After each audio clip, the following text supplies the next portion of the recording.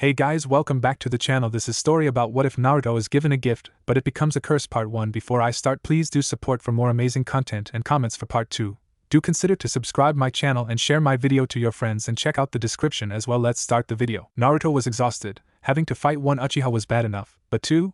He was currently fighting both Uchiha Sasuke and Uchiha Madara. He could have defeated Sasuke fairly easily, but every time he would be ready to make a decisive blow, Madara would intervene. Not that Madara escaped harm. He had taken a couple of Rasen Shuriken. Madara had been able to avoid most of the attack, but didn't come out unscathed. They had already captured and bound Kurabi. Now they were after the last uncontained Bijou, Kyuubi. Naruto had finally had enough, since Sasuke had killed both Sakura and Hinata, a little over a month ago, in the hopes of showing him what pain was like. Naruto had done his best not to lose control like he did before when he believed Hinata had died in the fight with pain. The big problem was that Sasuke didn't understand that Naruto actually understood pain much better than he ever could have ever imagined. Being alone for so long had ingrained several things into his psyche. Few would befriend him, and even fewer would ever love him. Sasuke was at least loved in his early life. Naruto felt so betrayed by Sasuke. He had everything that Naruto had wanted, and even worse, Naruto had learned only a few short months ago in that fateful attack on Konoha by Pain that his father was none other than Namake's Minato, the fourth Hokage. He knew that Sasuke was being used by Madara to get revenge on Konoha for some slight that had happened many years ago. He also knew about the Jubi and would not give his life, so that Madara could rule the world. So Dobe, will you come along quietly, or do we have to eliminate you and wait for Kyuubi to reform? Sasuke asked, as he panted hard. The boy is not worth the time. Let us just kill him and wait for our revenge on those who wronged us. Madara exclaimed. Naruto shook his head. What about those who you've wronged? He asked, as he turned to Sasuke and asked, you know, Sakura really did love you and you killed her in cold blood? Sasuke turned his head in disgust, and said she was a worthless girl not worthy of becoming a kunoichi, and she couldn't even figure out that I wasn't interested in her. Still, she was in love with you and you killed her. All we wanted to do was bring you back to Konoha and try to get the team back together, Naruto explained. Sasuke laughed. You're even more naive than I thought. Konoha killed my family, held me back, and it turned my brother against his own family, Sasuke explained. So you would have the Uchiha destroy the village and turn everyone that opposed them into slaves? Naruto asked. Sasuke shrugged and said, why not? We are after all Uchiha and we are the best of the best, the elite. Naruto smirked, as his breathing steadied, and said, the best at stealing others' hard work. Your Sharingan does not allow you to do anything other than steal. No, it is so much more than that. I can read others' movements and predict what they will do, cast strong genjutsu on opponents with them, and with the Manjikyu Sharingan I can even cause a fire that lasts for 7 days and nights. That can't be extinguished, Sasuke explained, with exuberance. So you get off on the suffering of others? Naruto asked. No one will miss you if you're gone, Sasuke blandly replied. After all these years of being thought of as the Kyuubi, the village finally accepts me for me, Naruto explained sadly. You are the Kyuubi, nothing else can explain your rise to power other than you're a demon, Sasuke responded with a smirk. Naruto balled his fist in an attempt to lower his anger. You once said I was your best friend, and because of that, I have one question. Why have you turned so evil? He asked, as a single tear ran down his face. Sasuke began to laugh deeply and was joined by Madara. You think I'm evil? Just because I want to pull that demon from you, or is it because I've tried to kill you on a few occasions? He asked jovially. Since your brother killed your family, what happiness have you had? Naruto asked. Sasuke contemplated the question, and then answered, I guess the early times with our team were happy, but that doesn't matter now. You said that you wanted to kill that man, and then revive your clan. You killed Itachi, but now you're going after Konoha, why? Naruto asked. They turned my brother against his own family, and had him kill them. Sasuke angrily responded. Naruto then pointed at Madara, and said, he forced my father to seal the Kyuubi inside of me, along with the death of many, and you side with him? I used to respect you, Sasuke, but now, like I care about your family. They were worthless before the Uchiha, Sasuke arrogantly explained. Worthless? My father, Namake's Minato, the fourth Hokage, he wasn't worthless, Naruto replied. You and Namake's, not a chance, Sasuke rebutted. As usual, you're blinded by your own arrogance and self-loathing, Sasuke. It's all about you, always about you. Did you know at the fight in the Valley of the End, it was me that spared you? Naruto exclaimed. Yeah, right, like you could ever beat me, demon. I had you the whole time and it was I who spared you, Sasuke replied. You used several lethal blows, while I didn't. It is easier to kill rather than capture, Sasuke. Pull a punch here, or slice less deeply there. I thought of you like a brother, and you repaid me by trying to kill me. So let's end this. Either the Uchiha will destroy the world, or I'll save it from your evil tyranny, Naruto explained, as he returned to sage mode. This ends our battles once and for all. Naruto created 2 clones and sent one at Madara, and the other at Sasuke. Sasuke dodged the clone only to send an Amaterasu attack at the original Naruto. He was engulfed in black flames and began to scream. Sasuke failed to notice a hand hit him from behind, as he watched in horror, as the Naruto he had hit with attack disappeared in a puff of smoke. Sasuke flew towards Madara and was caught just after he had dispatched with the clone that was attacking him. We can wait a few years for the Kyuubi to reform. Let's just kill him and be done with the last of the Namikes, Madara exclaimed. Sasuke and Madara both glared at Naruto, as a black orb appeared in front of him. Naruto jumped back in an attempt to avoid the black hole. It suddenly engulfed Naruto and he felt nothing at all. The Kyuubi is a beast of legends. It is said that it was so powerful that it could occasionally see into the future. It would take this information and use it to its advantage. There's some limitations to this ability. 1. If Kami decides that the Kyuubi will not see something, then it won't. Second, even seeing the future does not mean you can avoid it, as you can't always see how something that appears bad could actually have been a good thing. Some things are just preordained, others are not. The Kyuubi being used by Uchiha Madara was preordained, as it would be controlled by both Madara and by Senju Hashirama, as they both had the ability to manipulate the spirits, also known as demons, or Biju. If the Kyuubi had known that Uchiha Madara was going to use it to attack Konoha and then for it to be sealed with the child of the fourth Hokage, it more than likely would have just avoided Madara.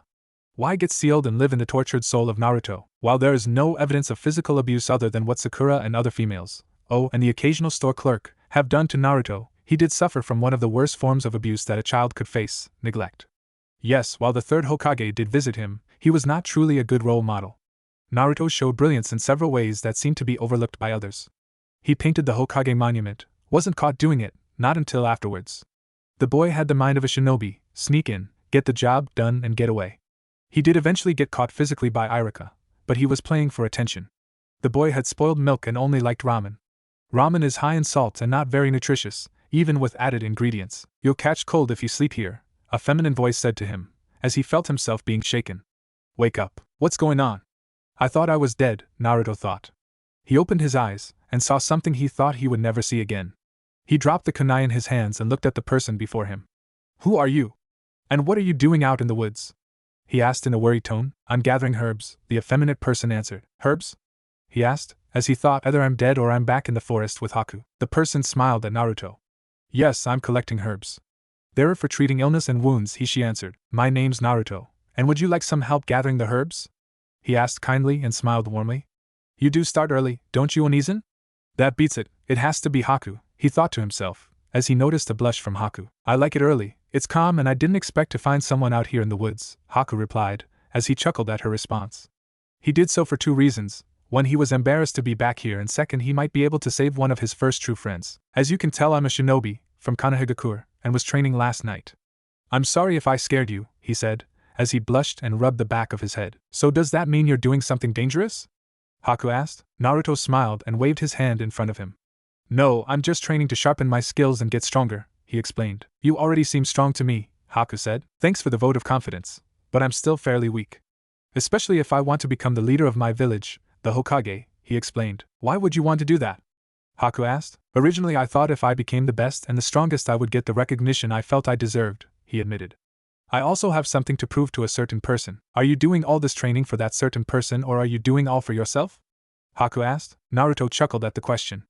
Again, at first it was to prove to a certain person that I am strong, but looking back I'm doing it more to protect those that I feel deserve it, he admitted. So there is someone who is precious to you, and that is why you're doing this, Haku said with a giggle and started to wear a faraway look in her eyes. Naruto gave a sniff just as he lifted his hand to his nose to rub it. He smelled the forest, but also he smelled a light perfume. You're thinking about him, aren't you? He asked, as Haku quickly broke out of her spell, and a look of near fear came across Haku's face. Your precious person, I mean, right, Onizen? He noticed Haku visibly relax, and smelled the perfume again along with another smell he had smelled before around Sakura or other females. That strikes it, Haku's a girl, he thought. She smiled, nodded and replied, yes, that right, Naruto. I was thinking of my precious person, and when you are protecting your precious person, you will become truly strong, he said almost automatically. Haku nodded, as she got up to leave. Naruto grabbed her hand and moved next to her ear. I know about Zabuza and will see you on the bridge in a day or so. Please make sure he is alright, and by the way, I know 2 things that will surprise you. 1, you are a girl, and secondly, Gato is going to betray you on the bridge. I will see you tomorrow at the bridge, and to prove it, I'll not be there at first, but my teammate will be there. He will be trembling with excitement, and take out Zabuza's water clones. I wouldn't tell Zabuza-san of our meeting, but it should be proof enough for you when I see you tomorrow when you fight Sasuke. See you later, Onizen, he said happily, as he concluded his explanation. Are you going to tell your teammates about this? She asked. Naruto smiled and released her wrist, while saying not a chance, Haku-chan. Not a chance. Haku looked surprised, as she asked, How do you know all this? I'll explain it all tomorrow, and don't get yourself killed by Kakashi-sensei, please, he nearly pleaded. She nodded and walked off. Naruto noticed Sasuke approaching and he began to wear the happy idiot mask, as he pushed down the urge to kill him on the spot, for what he was going to do. Sasuke finally reached Naruto and smacked him on the head. Hey! What'd you do that for? Naruto asked. Idiot! Did you forget breakfast? Sasuke asked with a smirk. Naruto snickered, as he rubbed the back of his head, and said, Guess I lost track of time, sorry. He then pulled out a ration bar from his pouch and began to eat. Ruro, these things taste awful, he commented, as the first bite was swallowed and his speech returned to normal. Sasuke wore a look of disgust on his face, as he replied, Didn't anyone teach you manners? Naruto finished off the bar and shook his head. Nope, didn't have anyone around to teach me those things, sorry, he replied in a resigned voice. Sasuke smirked and actually chuckled, while he offered him his hand to help him up. That's alright, let's finish this training, he said happily. Naruto took his hand and smiled, as he stood and said, Alright. When Sasuke turned, Naruto quickly made several clones and handed them scrolls with pencils and sent them off into the woods, but one ran quickly off on a tangent course to the way Haku had left.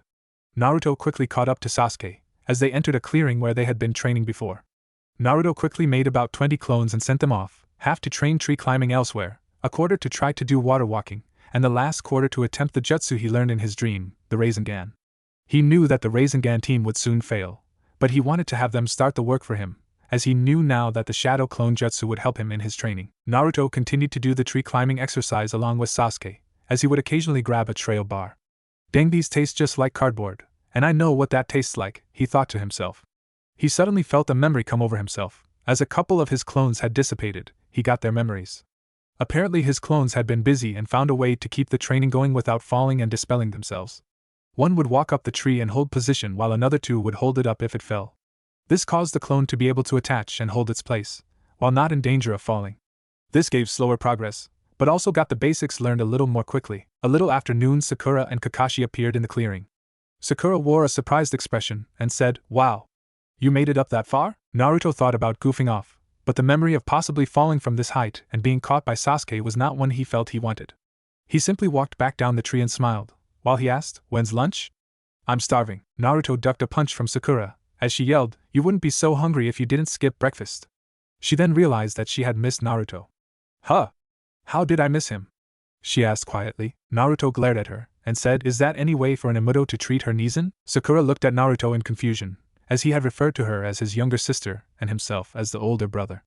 Naruto, are you sure you haven't been training a bit too hard? Naruto shook his head, and replied, Nope, just a little tired and need some food to replenish my chakra and stamina. Naruto suddenly collapsed from exhaustion, as some of his clones that were trying to do the Rasengan dispersed and failed miserably at it, attempting the jutsu, only adding to his fatigue.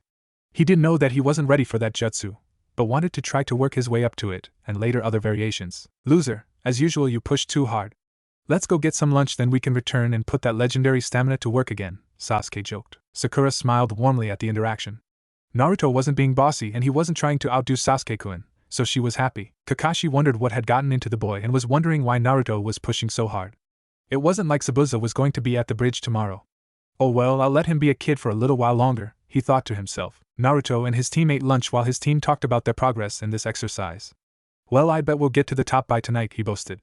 It will prove if that dream was about the future or just a dream, he thought to himself. Naruto and Sasuke sat on the highest branches of their respective trees, as they had finally reached the top using chakra to get there. Hey, let's go back, Sasuke said in both a tired and jovial mood. Alright. Naruto replied happily. The team and Tazuna's family had a quiet dinner, and went to sleep. Naruto woke up the next morning and realized his team had left him behind. He created several clones to protect Tsunami and Inari from the samurai thugs sent by Gato. As Naruto neared the bridge, he got a mental image of Inari crying happily, because Naruto's clones had saved him and his mother, and the clone had used the speech he had used in the dream, which by all accounts began to appear to be a foretelling of the future. Well, sort of, since some things were changed, but only small things like Sakura being nicer to him since he called her little sister. And his chakra control was much better than it was in the dream at this point, but he had also set about to fix that. Naruto found his team fighting against Zabuza and Haku. Naruto looked sadly at the scene, as he knew that if he didn't interfere several people would die. He was just not sure how to save Zabuza and Haku along with his team and Tazuna. He decided to use the dream to his advantage, as he created a clone and had it throw a shuriken at Haku, just like it happened in the dream. The clone then dropped a smoke bomb on the edge of the bridge. He wanted to test the theory, if he could influence things for the better, or at least the different. He watched, as his clone nearly got killed faking an attempt at using the shadow clone jutsu by Zabuza. Kakashi berated the clone for showing off his jutsu. Yep, just like the dream, he thought to himself. He also noticed the interaction between Sasuke and the clone and began to snicker at how stupid Sasuke was for yelling at the clone, which had snuck into the ice dome with him. If he had just kept his mouth shut, they could have escaped. The clone eventually got caught by Haku's superior throwing skill and turned into a cloud of smoke, to the surprise of both the people in the ice dome. Naruto had snuck by the dome and stuck an explosive tag on one of the mirrors. He made sure that Haku wasn't there when he blew it up, and thus he shattered the mirror. When the smoke cleared, a clone was standing in the hole. "Hey, how's it going? You wanted a way out, right, Sasuke?" he asked with a silly grin, and then winked at Haku. Sasuke was breathing heavily by this time and ran towards the hole. Haku threw several Senbon only to be intercepted by the clone. Sasuke had escaped the dome and collapsed next to a pile of lumber. "My vision is clear, I can see nearly everything," Sasuke thought to himself. He felt a pair of hands grab him and pull him behind the pile of lumber and begin to remove the Senbon, and then he felt his shirt being removed. "Nice job, team, now let's get you patched up," Naruto said, as he finished with the Senbon and began to cover the wounds caused by the Senbon. "Nothing vital hit, so you should be fine in a day or two. Oh, and congratulations on getting your Sharingan, since you have one Tomo in one eye and two in the other." Sasuke felt the bandages being applied to his skin and then his shirt being put back on, as he began to let his fatigue overtake him and lose consciousness. Naruto walked with hands raised into the dome of mirrors. "Hey Haku-chan, and I must say that you did a good job keeping team busy. Now do you believe me that I know what is going on?" he asked quietly. Haku walked up right in front of him and asked, "You're not afraid that I would kill you, are you?" Naruto shook his head. "While I believe that you could kill me, it isn't in your nature. Let me be honest with you, Haku. I know that Kakashi will use his Raikiri on Zabuza if we don't stop them, and you would sacrifice yourself to protect him. This in turn would lead to him attacking Gato when he turns on both of you. He will also assault your dead body. Gato, that is," Naruto explained. Haku winced at the explanation, but nodded. "You seem to understand me, but why would Zabuza attack Gato for just turning and abusing a useless tool?" she asked, turning her face away in shame. Naruto sighed. "Look, Haku-chan, Zabuza loves you deep down, but he won't admit it unless he is confronted by the fact that you might be dead. You're more than a tool to him, he cares deeply for you. Why else would he allow you to keep your gentle ways? There are two explanations. First would be that you are a girl and we all know that a guy can't change what a girl is deep down. Second, he cares for you and doesn't want to lose all of his humanity, since you're his connection to it. Thus he loves you and what you can do for him," he explained. Haku felt tears run down her face and pool at the bottom of her mask. How can this boy know so much about people who he has only just met, she thought to herself. Naruto offered his hand, and nodded, as Haku took it. The ice mirrors fell down behind them, as Naruto released some of Kyuubi's chakra. "And this is why we are similar, Haku-chan. You were persecuted for your bloodline, and I'm persecuted because I'm the Jinchuriki of the Kyuubi," he said in a sad tone. The red chakra was frightening, both evil and menacing. Haku initially wanted to pull away, but fought the feeling, as she felt the chakra flow away from the hand that she held. "This boy could have killed me at any time, but he is offering friendship," she thought. "Now Haku, I need you to trust me, as I need to shock Zabuza into recognizing his feelings for you. This will hurt, but it won't be fatal. I'm also sorry if I expose any of your feminine parts, but I need this to be convincing," Naruto explained, as he placed a clawed hand on her right chest. "Now please lie down and lay perfectly still. I will cover up anything that is exposed, and again I apologize for having to do this to you." Haku removed her mask and smiled warmly at Naruto. "It is alright, Naruto-kun, if you can save Zabuza-sama and myself from death on this bridge, then a little exposure is worth the price," she replied, as she then lay down on the bridge and waited for the pain to come. Naruto gave a smile of apology, and then placed his hand just above where he believed her would be and tore the fabric from the kimono. His judgment was slightly off, since he noticed she had small for a girl of 15 or so. Not wanting to destroy her, he moved up higher and raked the skin deeply enough to cut the skin, but not damage the muscle beneath. Blood began to pool in the area, and Naruto wiped his hand in it and roughed up the skin some more to make the wound look like a fatal wound instead of a minor skin wound. The area of the kimono was covered in blood within moments. Naruto then placed a couple herbs in Haku's mouth, which she quickly ate. She moved her hand to near the area and pushed a Senbon in. Naruto noticed Haku visibly relax, as if the pain was gone. She removed the Senbon and then she smiled at Naruto before taking a few breaths and then taking on the appearance of being dead. Naruto smiled and caressed her face, while quietly saying, "Sorry for hurting you, Haku-chan, and whatever happens don't move, as I'm going to get Zabuza to help us get rid of Gato." Naruto then screamed and burst his chakra in such a way as to blow the mist away from Kakashi and Zabuza. Naruto remained in his transformed state. Zabuza! It's all your fault! He yelled. Zabuza and Kakashi looked on in awe, as Naruto stood over the body of Haku with his right hand covered in blood and Haku's chest was also covered in blood. Naruto pointed an accusatory his finger at Zabuza, and proclaimed, Haku didn't have to die. All for what? To be betrayed by a corrupt employer who would just as soon kill you as pay you. Zabuza looked at Haku and his face ran through several emotions, but finally ended up on impassive. I guess Haku wasn't a good tool after all. You're better, he said with a hint of sorrow in his voice. He gave his life for you, Naruto said, as he approached the two with his shroud beginning to create ears and a tail. Gato is going to betray you. I know he will. Do you want his death to be for something? I might even be able to bring him back to you. Zabuza wore a look of surprise. There was clapping from behind them. So this is the great demon of the mist. Taken down by a child and a bunch of reject. Heck, I wasn't even going to pay you, even if you completed the job, Gato boasted, as he kicked Haku's face. And it's too bad that this one is dead. I was hoping to get some revenge on him for breaking my arm. Naruto threw a kunai and then did several hand seals. Shadow kunai clone jutsu, eat this jerk, he exclaimed, as the single kunai turned into hundreds. Gato took several, and one to the head dropping him like a brick. The other kunai hit the first ranks of the thugs that Gato had hired. Now if any of you want to die too, just stay where you are. If not, run away and never return to wave. About half of the remaining ran for the edge of the bridge while the rest took a firmer grip on their weapons, as they said, you killed our meal ticket and we're going to take it out on you and then this village. Naruto smirked and then repeated what he had done before, except with 8 shuriken.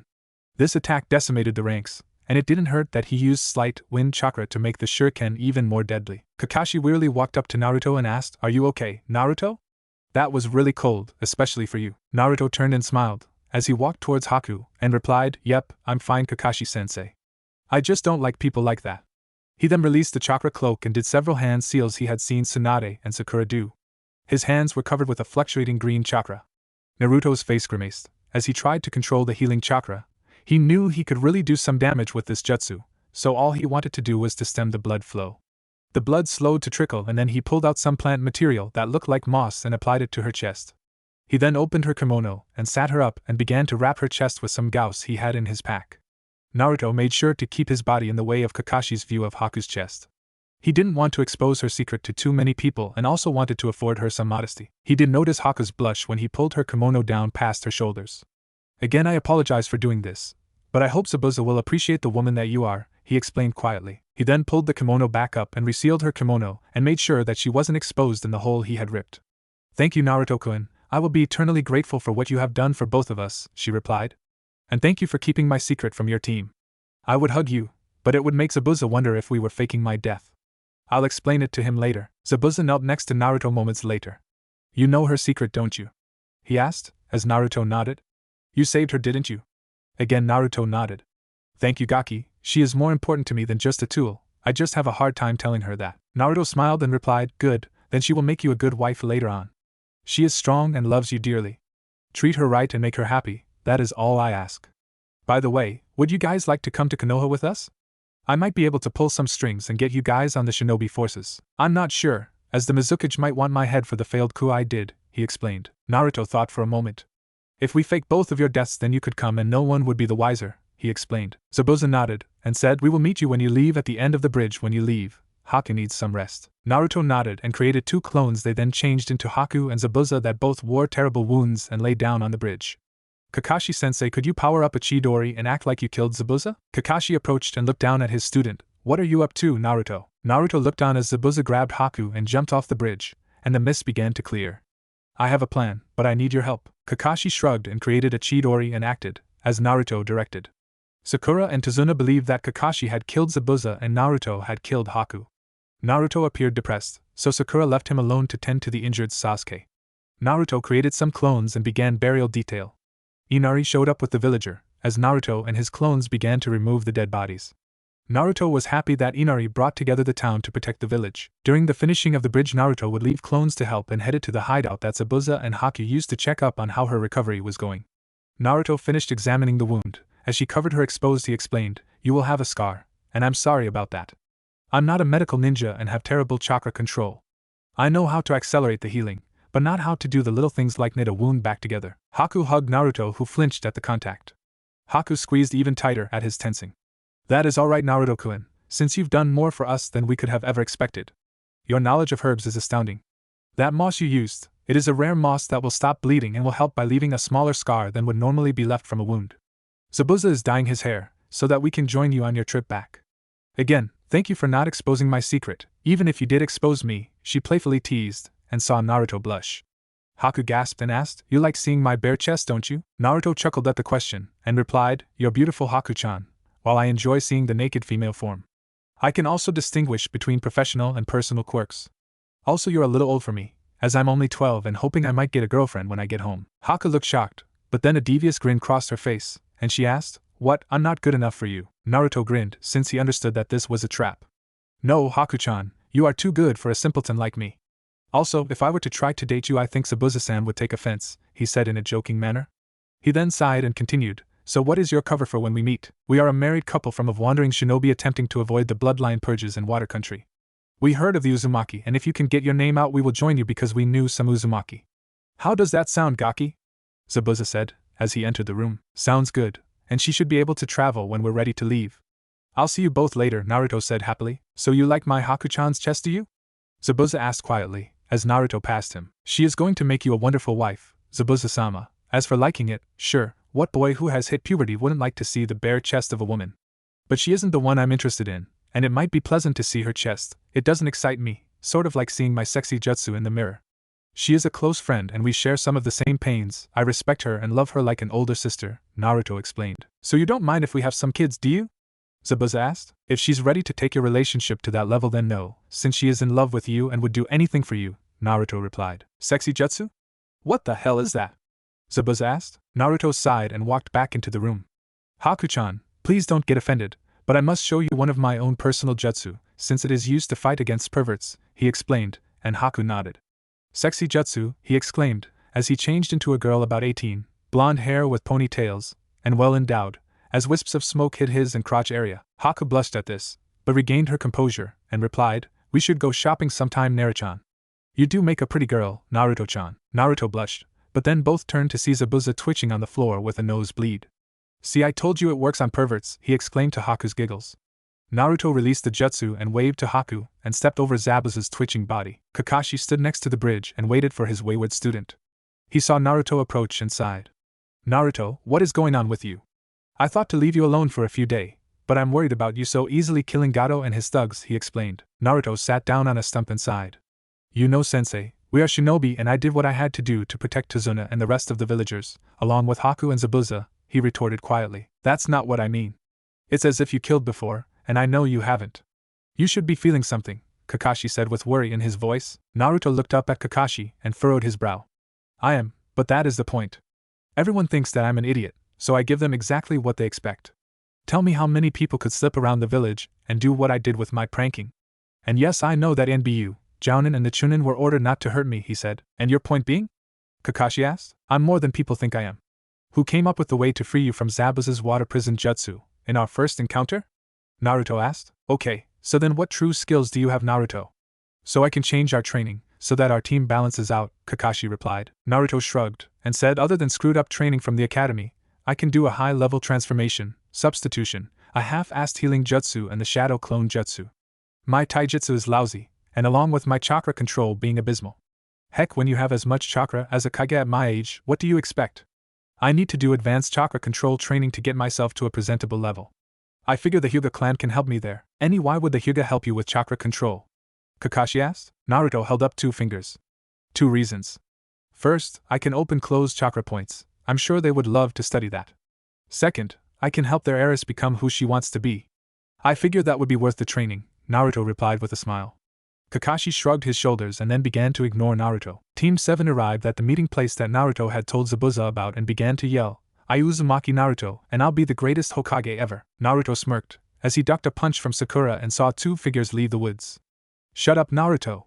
Sakura yelled, as she again tried to punch him, to no avail. The man stood before the fighting teens and asked, Did you say Uzumaki? Naruto ducked another punch and replied, Yep, that's me. Uzumaki Naruto, who wants to know? The man had light short brown hair and tired eyes. If you're an Uzumaki, then you might be able to help my wife and I. We're refugees from Mizu no Kuni and the bloodline purges. My wife has a bloodline and I'm a former shinobi with Kiri. Since you seem to be a Konoha shinobi, you might be able to get us some help and a new place to live, Zabuza said with sincerity. My wife Haru and myself would be greatly appreciative. Naruto put both his hands behind his head and winked at Zabuza and Haku.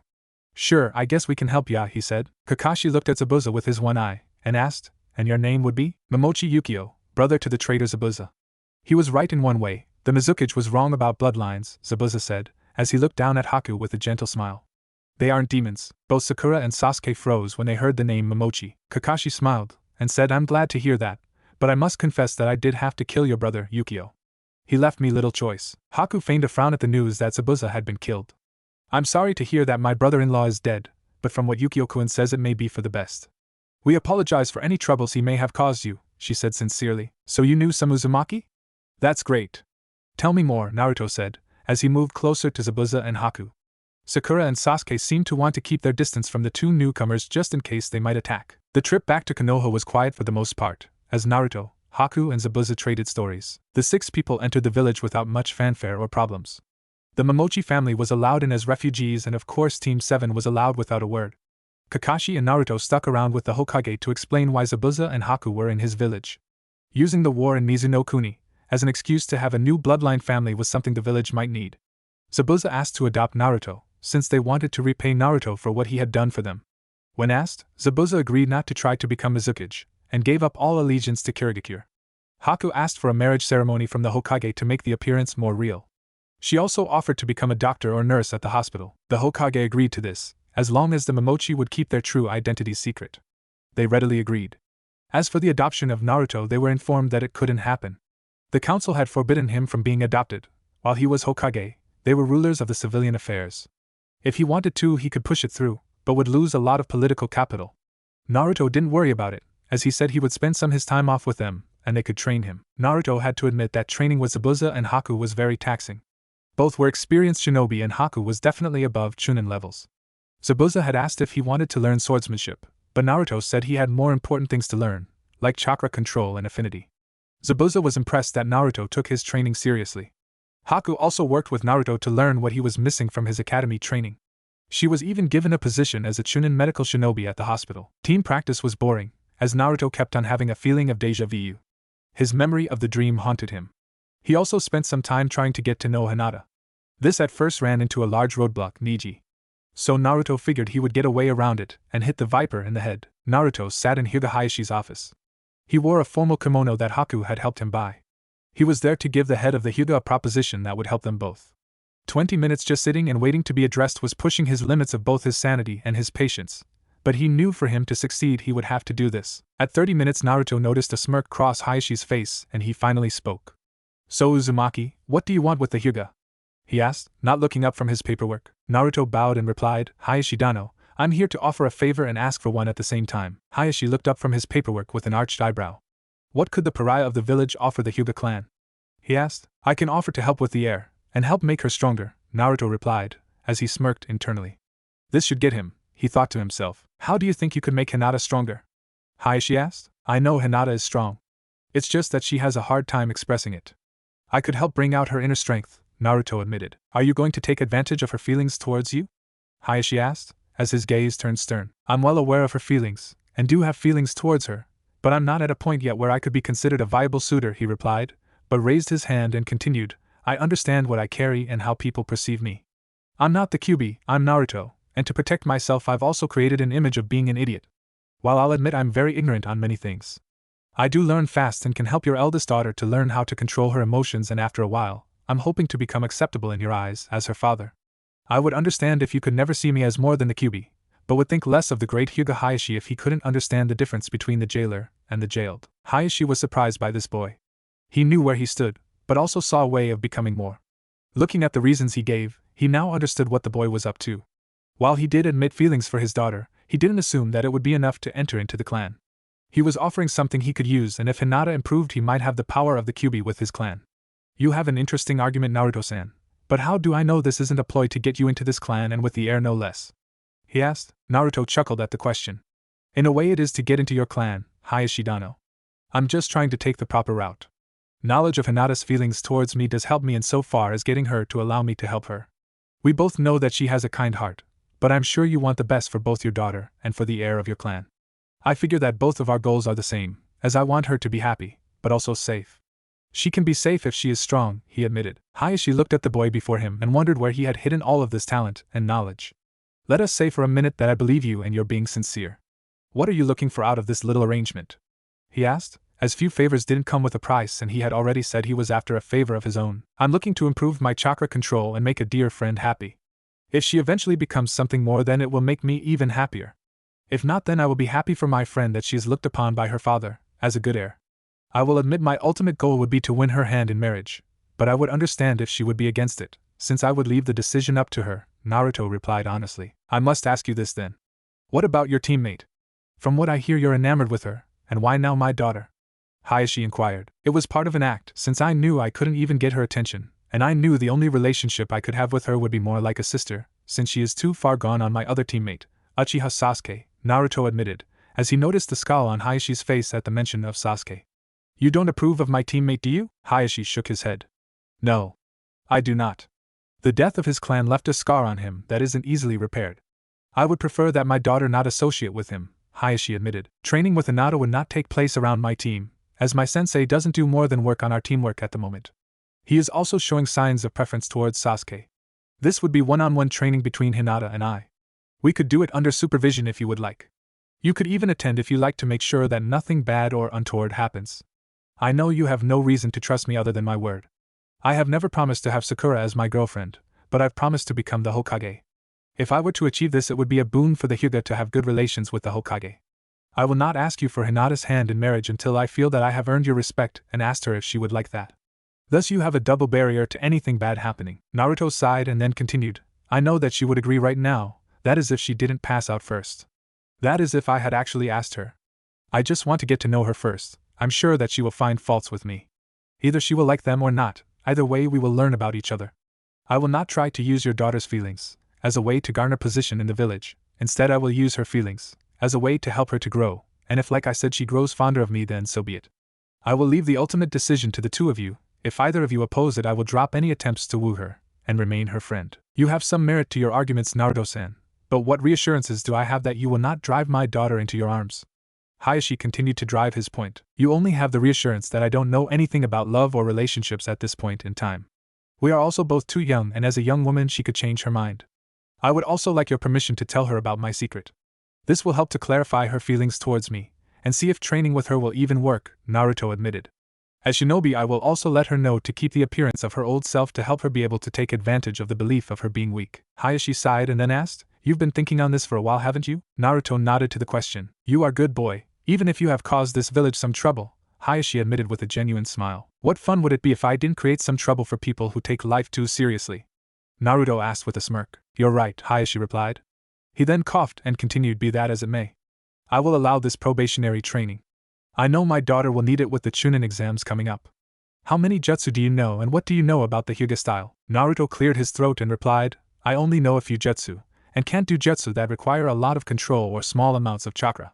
I know the substitution, transformation, and shadow clone jutsus. I'm working on a couple others and my elemental affinity of wind. How do you know you're a wind type? Hayashi asked. I'm rather free, like the wind, so I guess that's why I'm a wind user, Naruto answered quickly. You're not telling me everything, are you?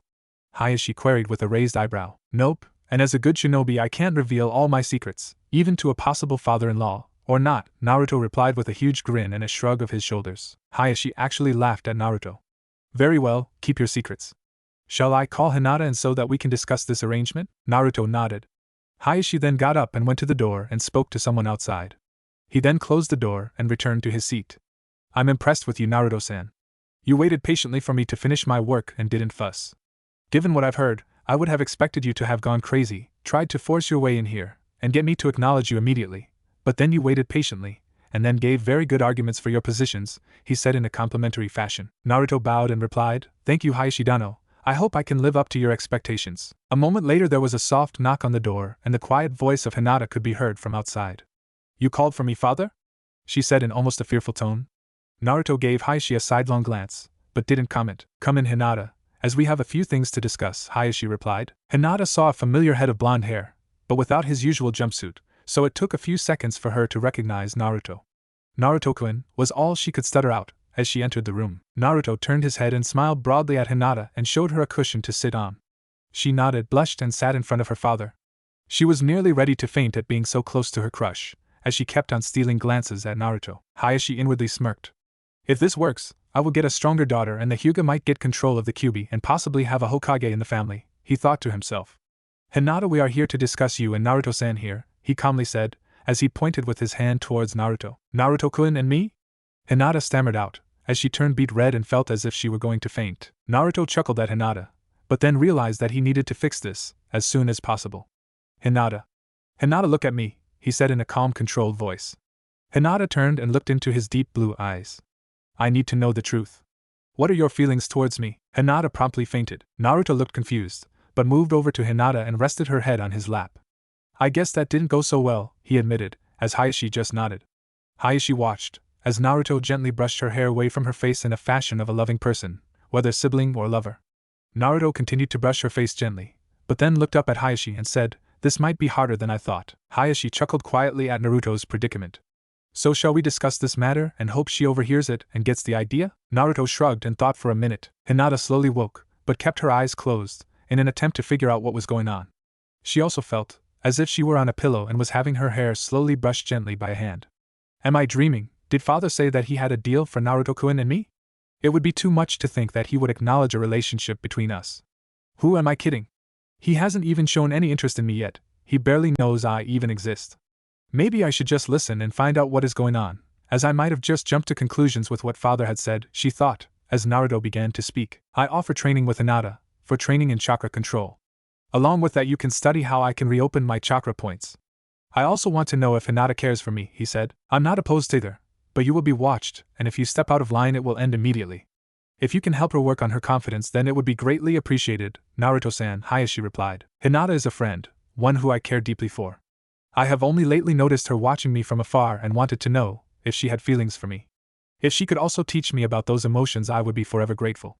As an orphan with no family and shunned by the village, I've had little interaction with people, and thus the reason I know that I'm a little rough, Naruto said in a self-derogatory tone. Family can teach quite a few things. Like how to treat those around you, or sometime not. I think you have done quite well for a child who has basically raised himself. If Hinata wants to pursue a relationship with you I'm not opposed, just yet. She is my daughter and I feel that I should protect her, but also I know that the heart follows its own course.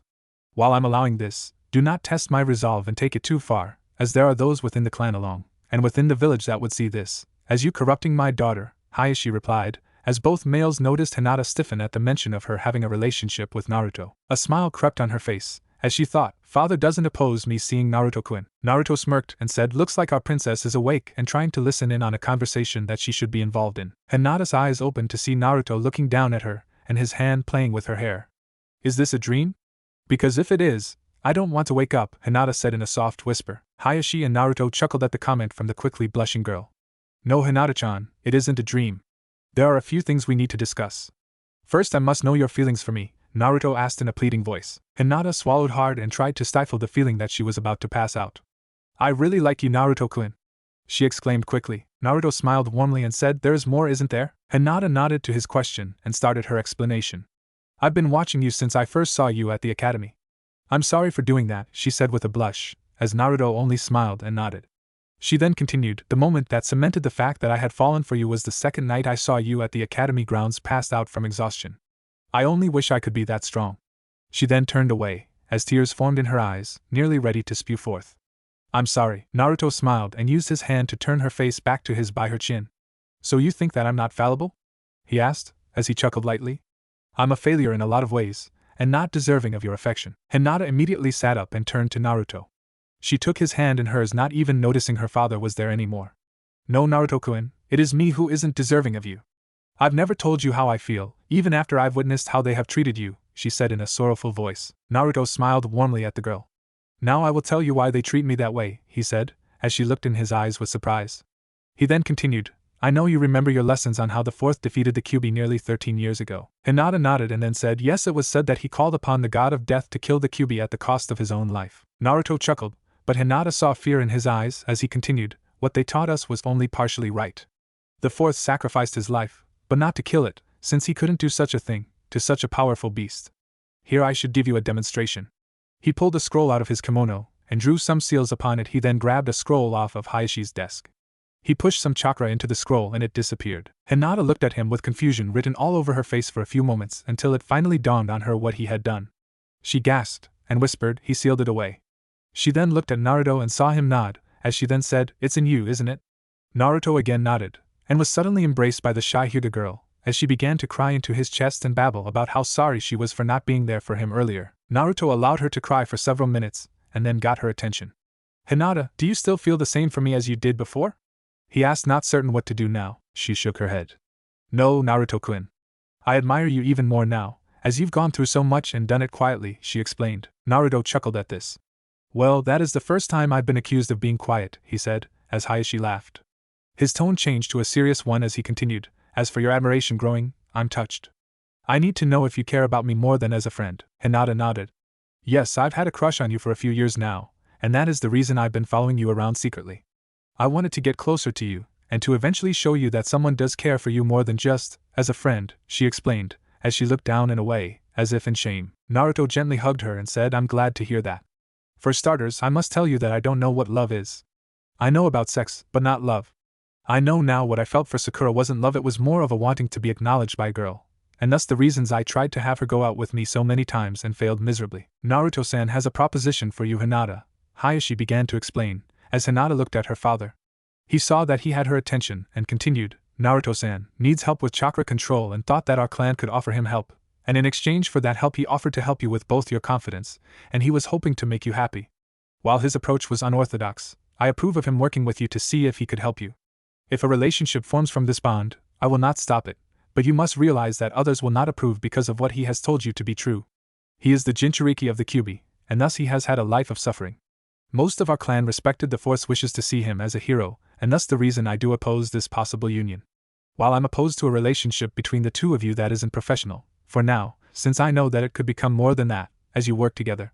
Now with that out of the way, I want you to know that everything that has been discussed here is either a clan or village secret, and should never be revealed to anyone outside the three of us or the Hokage himself." "Father, so you're letting me work with Naruto-kun even if I might fall in love with him?"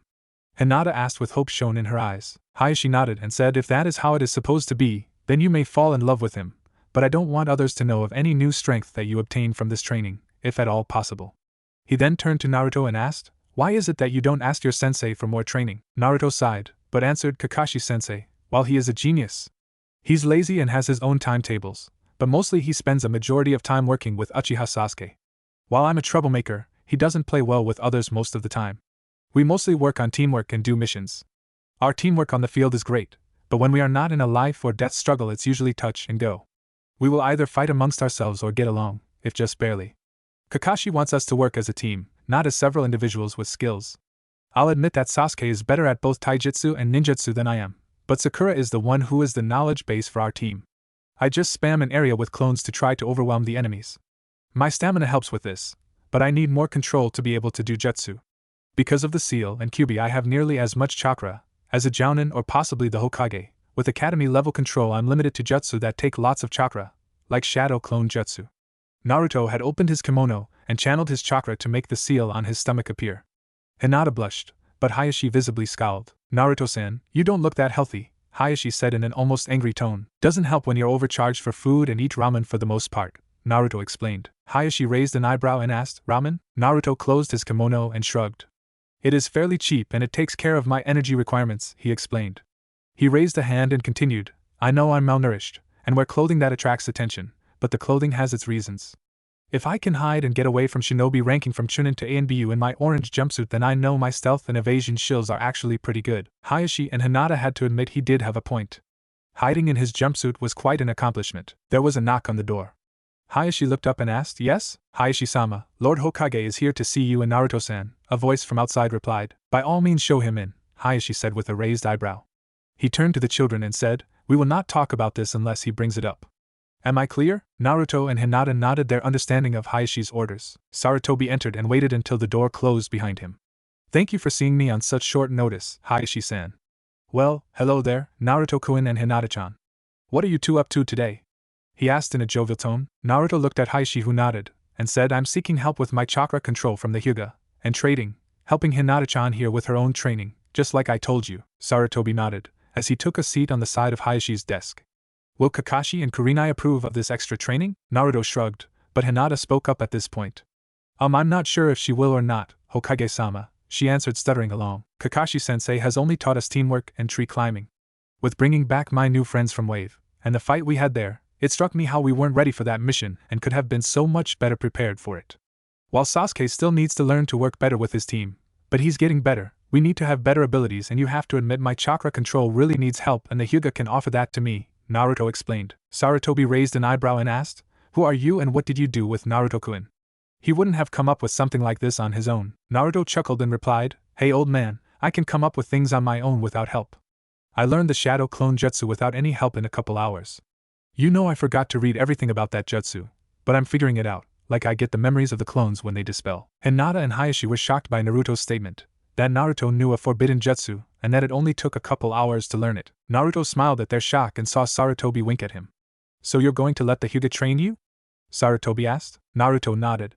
"And I get work with Hinata-chan too," he exclaimed, as Hinata turned bright red. "So you're going to allow him to work with your daughter, even with his problem? And how most of the village feels about him?" Sarutobi asked. Hinata actually responded. "He's Naruto-kun, not the Kyuubi," she proclaimed with a pout on her face. Sarutobi looked at Naruto, who smiled at Hinata's proclamation. "So you told her?" he asked. Naruto nodded and said, "I trust her with my life and wanted to make sure that she would trust me, so I told her my secret, and she told me hers." Hinata blushed at Naruto's statement, but didn't say anything. "I will talk to your sensei, Naruto-kun and Hinata-chan," Sarutobi said happily. Naruto looked at Sarutobi, but fear was evident in his eyes. "No, please don't tell Kakashi-sensei. I already told him about it, and worse yet, he'll ruin it by bringing Team and Sakura into this," Naruto explained. Sarutobi looked confused, and turned to Hayashi, who shared Naruto's worry. "I don't want the Uchiha boy near my daughter, and Naruto is looking to only get chakra control and social interaction lessons from my daughter. Neither of his teammates will help in this, and I actually believe that the Haruno girl will not help either of them. Naruto does have a precarious hold on himself, and with learning how to interact with people, I believe that the Haruno girl does not set a good example," Hayashi explained. "Also, Sakura would hit me, and I want to learn, not be hit if I make a mistake. I also know more about jutsu than Sakura. I'm not a fire type like Team," Naruto said, as he saw Hayashi smirk at his constant berating of Sasuke. "And what type are you?" Sarutobi asked. "I'm a wind type." "Do you know anybody that's a wind type too?" Naruto asked innocently, as he smirked in his head. Sarutobi looked up and smiled. "As a matter of fact, my son, Asuma is a wind user, but if you want to get some training from him you would have to clear it with Kakashi first." "There is no way around that, sorry," he said in an apologetic tone. Naruto smiled, and said, "No problem, old man. I just want to get some extra training, so I can become a great shinobi. I also want to get to know someone from my class, so that I could have a chance to grow up some." Sarutobi nodded, but also gave Hayashi a questioning look. He then excused himself and left the compound. Naruto looked at Hinata and smiled warmly. "So we will work together after our normal team practices and then begin our work," he said happily. Hinata nodded and saw that her father also agreed with this situation. A/N. I'm back to working on my other projects also, so those of you who are worried about my other stories can stop worrying. My muse is going wild and I'm getting some energy back to write my other stories. It might take some time, since chapters are not written in a day, if they are good. To those who think that I'm blunt, great. I will be blunt some more. I'm working on getting this story working similar to canon. So if it seems like things are almost out of the manga, you're right. I took some of the lines that will be coming up out of canon. Of course I'm tweaking them to fit my story. The storyline will eventually diverge from canon, but not too far, at least not initially. For those who argue with the Haku/Zabuza pairing, sorry, but that is how this story is. In canon, Haku idolizes Zabuza in more than a master-student way, so I extended on that one. It may have been only one-sided, but both characters didn't last long in canon. Harem? I have a couple of those. Heck, I'm writing a harem crack fic that should keep the harem fans happy. If I do add someone to the pairing, it will not be for long, such as Cheyenne, and it will be one-sided or short-term relationship. The main pairing is set, and there is no changing that. Naruto has the knowledge of Sage Mode, but not the experience or ability to carry it off. Just like the Rasengan, he can't use the jutsu just yet. He will be stronger than in canon, how much stronger I won't tell. Saving Sasuke, that is undecided, but I'm leaning towards unredeemable. I will of course pick on Team 7 on occasion, and there will be some time skips occasionally. The Valley of the End fight, I haven't gotten there yet, so it will be interesting. The story still has to pan out in several ways. The next months seemed to fly by, as Naruto would spend his extra time either studying or training with Hinata. He would visit Ichiraku ramen shop occasionally, but also had Hinata help him buy some proper groceries. Hinata also took him to a tailor to get a new outfit, at his request. The outfit that he got was mostly black with orange and white on it. Hinata had also grown during this month of training. She would still blush at closeness to Naruto, but the close contact of having to show him how to do advanced chakra control training, and it had finally pulled her out of her shell. Working with Haku or Haru, as she called herself, also helped in gaining confidence, since she had problems with talking to Hashio about her affections towards Naruto. Hinata and Haru became close friends, and Sarutobi eventually gave Haku permission to tell Hinata their secret. Naruto found that he really liked being around Hinata, and she found that she could help him with his social etiquette problems. While Hinata grew more in love with Naruto, she sadly found out that Naruto was just learning about love and really didn't have a clue what to do or how to react. They also agreed to keep their improvements a secret from others, as much as possible. Kurenai did eventually figure it out by following Hinata after practice. But when she found that Hinata was working with Naruto on learning things that he was supposed to learn in the academy, she offered to help him with his learning. She also figured out that they were having a blossoming relationship, but wanted them to take their time to help Naruto figure out how to navigate a relationship. It did help that the girl he was having a relationship with was in love with him, was patient, and wanted it to succeed. The next month showed more promise, as Naruto was able to do missions, annoy his teammates, and pull the wool over his sensei's eyes. Kakashi had no idea how much Naruto had improved. Naruto also introduced Hinata to the Shadow Clone Jutsu, but he warned her never to make more than one, at least until her reserves were much larger. This was done under the watchful eye of Kurenai, who was impressed with the results the two had accomplished. Naruto was also able to cut his first leaf at this point, and wondered if he could find some wind jutsu to learn. Naruto found out that Konoha truly didn't have many wind jutsu. By the end of the month he was able to pull his wind chakra out to use it, as a way to deflect thrown objects like kunai or shuriken. Hinata was able to work on both her flexibility and started to work on a new jutsu, the Guardian 8 trigrams, 64 palms. This jutsu utilized her chakra control and making a shield with it by dragging the chakra thread around herself and cutting anything that came into the area. Naruto tried to keep close attention to any differences that he could remember from the dream and what was actually happening. He found some very subtle differences, but nothing major. About a week before the Chunin exams were to arrive, he decided that he couldn't stand it any longer and had to tell someone, just to get the stress of knowing off his mind. He set up an elaborate dinner at his apartment for him and Hinata, so that he could discuss things. He needed more input to try to figure things out. Right now, he was going on autopilot, and wasn't sure where he would end up or if he would screw things up. Naruto stood waiting for Hinata in the front foyer of the Hyuga complex. Hayashi stood with him. "So you're going to ask her on an actual date?" he asked in a hard tone. Naruto nodded, and then said, "Hayashi-sama, I have come to like your daughter very much over the last couple months. I don't know if I'm in love just yet, but I feel very fond of her. She means the world to me right now, and as my best friend she has helped me grow tremendously. I'm not the bumbling, ignorant boy who pulled pranks, like before. Thanks to your daughter I've matured some, but I figure I'll always be a kid at heart, and that won't change. I also have figured that my pranks help me with my abilities to set traps and stealth. I have come to like our arrangement, so far. Your work with Hinata has been phenomenal. While she still stutters around the household and around the village, I can tell it is only an act instead of how she used to be. As of this moment I see no downside to what is going on between the two of you.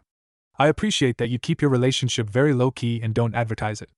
Until you can make a name for yourself, an overt relationship with my daughter might put her in danger," Hayashi explained. "Because of what I am, she's in danger.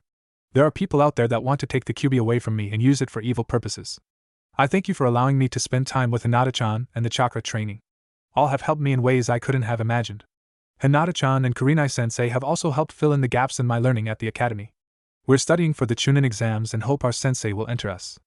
I have hopes we will make Chunin, but understand if we either aren't entered or don't get promoted, as it is hard to get promoted," Naruto said happily. "I'm glad you're not taking your duties for granted and focusing only on your relationship with Hinata," Hayashi replied. Naruto sighed and said, "There is still a long ways to go before I understand what love or even what I'm doing in a relationship. Hinata-chan is great. I couldn't have asked for someone better to care for me. She is kind, patient, and beautiful." Hinata was standing around the corner and blushed profusely at Naruto's statement. "Just remember that she is my daughter, and I will not stand for you taking advantage of her," Hayashi said in a harsh voice. "You can count on me, Hayashi-sama. I'll treat her right. I really do care for her and don't want to hurt her. We're also young and I want to have a girlfriend who will eventually become my wife, not hurt her and find someone else," Naruto admitted. "You have little to worry about that, Naruto-kun, since we continue to work on both of ourselves. As time has passed, I'm even sure that I picked the right boy to give my love to," Hinata said, as she rounded the corner.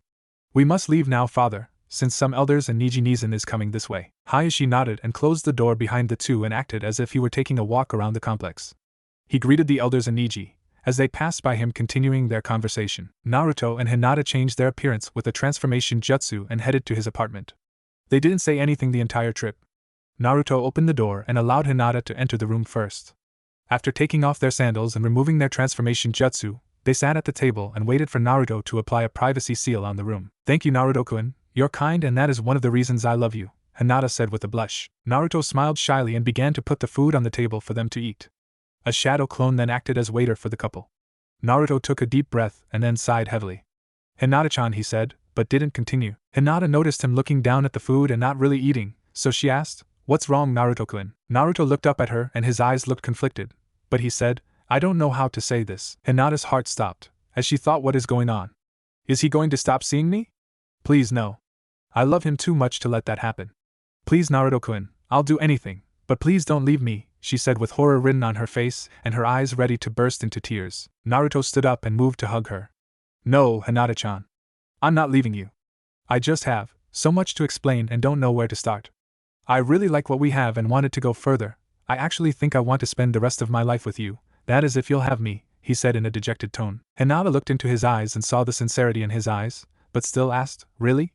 Do you mean it?" Naruto nodded and said, "Yes, Hinata-chan. I do. I want to be with you forever." He gently squeezed the girl in his arms only to feel her squeeze him an iron grip. "Hinata-chan," he said in a pained voice. Hinata realized how hard she was squeezing him and lessened the pressure, but refused to let go. "Sorry, Naruto-kun," she said quietly. "That's alright, Hinata-heim. I need to tell you something that is on my mind and our relationship isn't what has me frustrated," he explained. "I'm sorry I doubted you, Naruto-kun. What is it that is troubling you?" she asked, as she released him. He sat down and put his hand on the table, which she quickly took. "I had a dream a while back and several things in it have come true. I used this dream to change a few things and I've also tried not to change too many things," he explained, much to the confusion of Hinata. Naruto then began to explain the mission to Wave where he met Haku and Zabuza, and then went into detail about the dream. Hinata listened intently, as he told the story of his dream and how things happened to him over the supposed next several years. He told her of Sasuke's betrayal, the adventures that Naruto went on like retrieving Tsunade to become the 5th Hokage, his fights with Gaara, Sasuke, Akatsuki and several others including Madara. He tried not to leave out a single detail, even revealing the fact that he met his father, the 4th Hokage, inside the seal with the fox and her actual confession of love during his fight with Pain. While Hinata had a few questions, she was amazed at the details and how current history was only slightly off from his dream. She understood that if he hadn't approached her father it would have taken several years for her to actually admit her feelings for Naruto. She wondered then why he would actually want to pursue her instead of working on Sakura, so she asked, "Why did you choose me instead of Sakura-san?" Naruto chuckled, as he ate some of his cooling dinner. "I told you how she treated me in the dream and how my feelings were towards her," he said, and she nodded. His face then grimaced and he continued, "I thought about how the two of you treated me over time. While you shied away from me, she pushed my advances away. It was not as bad near the end, but I kept coming back to the fact that she would hit me if I did something wrong. I didn't like that. You later on would treat me how I always wanted to be treated, with kindness and love. As I told you, I never got to choose in the dream, since Sasuke killed you both when I was going to tell you who I had chosen. While part of me ached for Sakura, the rest of me wanted you, since I felt more heartache with the idea of your death than Sakura's. You see, you're the one I wanted, because I knew that you loved me. Even if the dream was only a dream, then I still stand by my choice of you, Hinata-chan." Naruto noticed her trembling and shaking, as he saw tears stream from her eyes. "I'm sorry. I didn't mean to upset you, Hinata-chan," he exclaimed. She shook her head, and asked, "Why did it take you so long to decide?" "In the dream, that is." Naruto scratched the back of his head, and said, "I was an idiot, and I don't want to be an idiot now. Your feelings for me are pure, and mine are almost as strong as yours. I feel like I've known you for a lifetime, even if it has only been a few years and I've gotten to know you closely for only a couple of months. I know I care more about you than anyone I've cared about anyone for as long as I can remember. If not wanting to lose you for any reason is love, then I love you. If the pain in my chest is any indication of what it feels like when you're not near, then my heart aches for you to be near me." Hinata dove over the table, tackling Naruto. She straddled him, as tear fell upon his face. He smiled meekly in the hopes that she wasn't angry. She bent down and wrapped her arms around him and kissed him gently on the lips. As the kiss deepened, he felt something inside grow. His heart felt warm, as he wrapped his arms around her. The breathing became intense, as neither wanted to relinquish the kiss, but both needed air, so they breathed hard through their noses. It almost sounded like animals rutting. After what seemed like forever, they finally broke and panted, since they needed to catch their breaths. Naruto smiled warmly into her pale eyes as he asked, "So you forgive this idiot for taking a lifetime to get to know you and find out that he loves you?" Hinata nodded, as she kissed him again, This time the kiss was shorter, but their lips parted slowly. What do we do now, Naruto-kun? She asked, as her eyes were nearly exploding with tears of joy. Well, since I have an idea on what the future is, but don't know which things I can change and which I can't. We should try to get stronger and learn as much as we can. I don't want to change the future too much, so that we can avoid the bad things that are to come, he explained. But with you telling me of your vision, haven't you already changed the future and with the Momochi also? She asked, not wanting to surrender her position on him just yet. Naruto thought for a minute. There have been some changes, but so far they are all minor. As far as I can figure, if we change something it can have a significant effect or have little to none at all. If I were to warn Gigi about the invasion on the village during the last part of the Chunin exams, we might not get the chance to participate at all. Thus the invasion might be lessened or worsened by such information. Say I was to tell everyone that the fourth was my father, how many would believe me and how many would want me imprisoned? Not to mention what would IWA do with this information? He asked in a serious tone. You're thinking too much into it, Naruto-kun. We have each other and my father's approval, she said happily. Naruto gently put both hands on her cheeks and lowered her head into a kiss. When he broke it, he asked, Can I beat a jounin? She shook her head, and he continued, So why give out that information right now? If we use it to help us avoid bad things, then we can use it for the better. I was able to use what I learned from the vision to save Haku and Zabuza, and most importantly find love with you. Hinata shifted and lay down on his chest, but then asked, But if we can't be together, why did you let me know about all of this? Like I said before, thanks to the dream I have begun to understand love, and I'm in love with you. Sakura was an infatuation, or crush. You're real, you care for me and I care for you. Our training together has proven that. Also I'm worried if we go into the Chunin exams and have to fight Niji, he really wanted to kill you because of the seal. In the vision I made a blood oath to avenge you. I wouldn't do that lightly, Hinata-chan, he explained. This all so much to take in at once, she said in a bewildered voice. Imagine how it was for me when I woke up and was dealing with Haku-chan, he said, as he brushed her hair with his hand. She nodded but didn't move. Naruto figured she was still assimilating the information, as it was a lot to take in. He had taken a few hours to explain what were a few years of vision, not an easy task. After a few minutes she sat up, much to Naruto's discomfort. She had grinded herself against his crotch, and he couldn't help but elicit a moan of pleasure. She smiled and did it again only to turn bright red and bite her lip, as Naruto noticed her own eyes betray her own pleasure at what she had done. Naruto smiled and then said, I think we should get back to the table before. He was interrupted by a clone, when it said, Get a room you two. Hey, there's one that way. The clone pointed to Naruto's bedroom. Naruto and Hinata blushed at the implications and both stood up quickly, with her helping Naruto stand. Naruto knew both weren't ready for the relationship to move to that level and he still had too many enemies to worry about.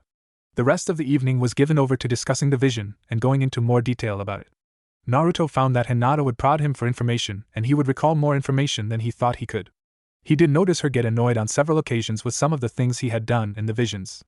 For instance, she was now weary of Haruna of Vegetable Country, since she feared that she might want to take Naruto away from her. She was outright angry at Naruto agreeing to help progress the line of priestess from Demon Country. Naruto had assured her that if it came to that he would only allow it if she agreed and for helping out Cheyenne who didn't appear to have anyone else.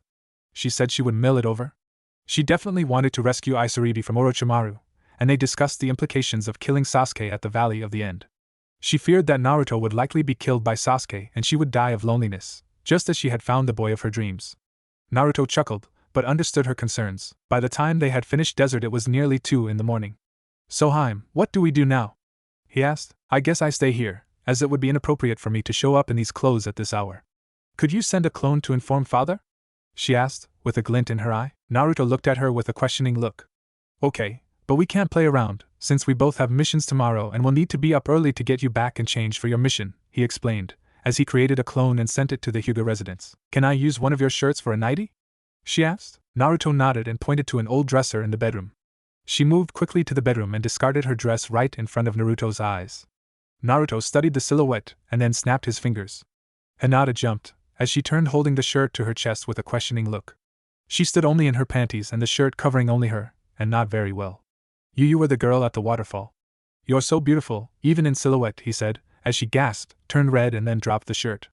Naruto, unprepared for this, promptly fainted at the sight of a bare-chested Hinata in only panties. Hinata quickly grabbed the shirt and put it on.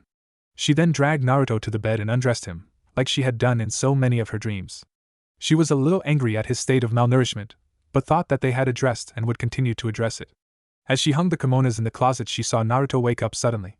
Did I just see you in the? He asked, as she nodded. He immediately put his hands over his head and begged for his life. I'm sorry, I wasn't trying to be a pervert. Naruto calmed when a hand was placed on his bare shoulder. He peered through his arms to see a red, but smiling Hinata. It wasn't your fault, Naruto-kun, but I'm glad you find me attractive. Around the Hyuga, my figure is considered somewhat unattractive, she admitted with a forlorn look. Naruto lifted her chin and kissed her gently. You're beautiful and will only get more so, Hinata-chan, he said with all the conviction in the world.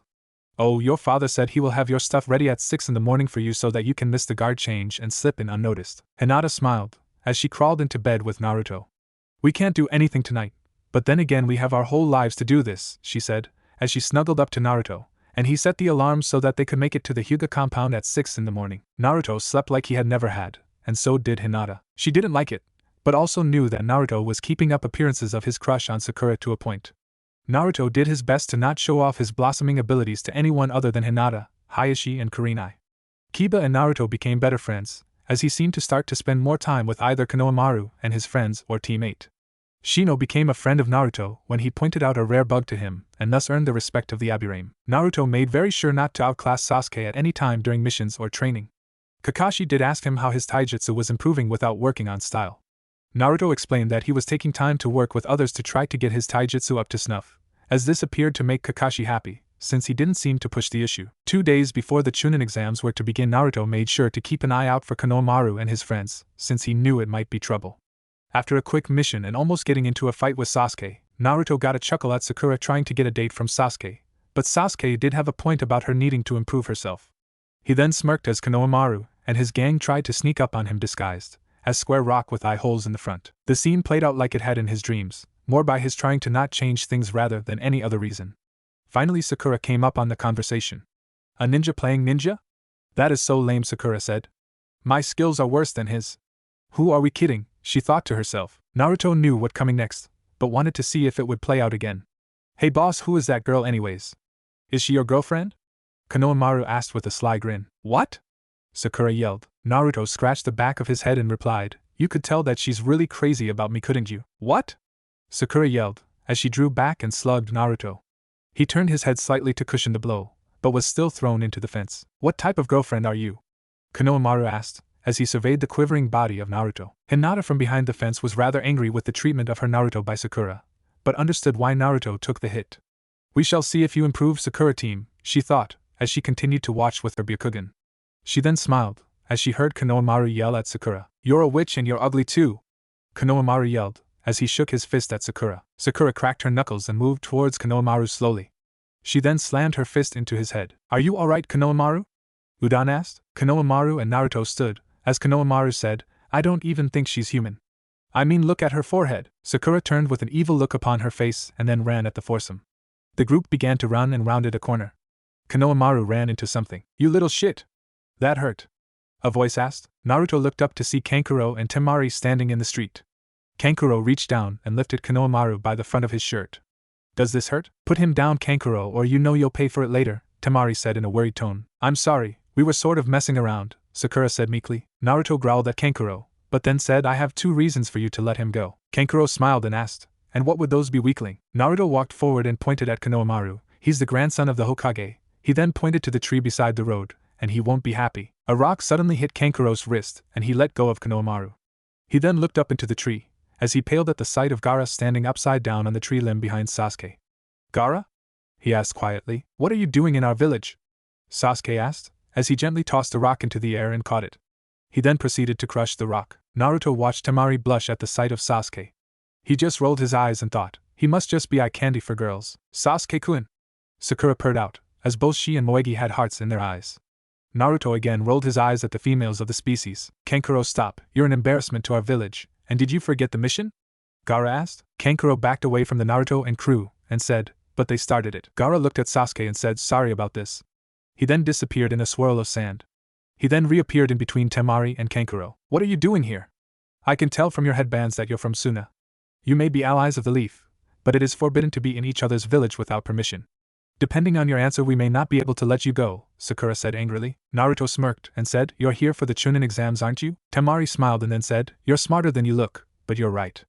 Naruto smiled. As Temari winked at Naruto, Hinata became angry, but quickly simmered down, since Naruto didn't even respond. Sasuke jumped down and yelled at Gaara, "Hey, what's your name?" Temari turned and smiled at Sasuke. She then asked, "You mean me?" Sasuke scowled, shook his head, and said, "The one with the gourd on his back." "Gaara of the dessert," he replied, but then asked, "I was also interested in your name." "I'm Uchiha Sasuke," he said, as Sakura blushed and Naruto rolled his eyes, but then looked up into the tree and saw the Sound Genin team. Gaara and his team vanished from sight, as did the Sound team.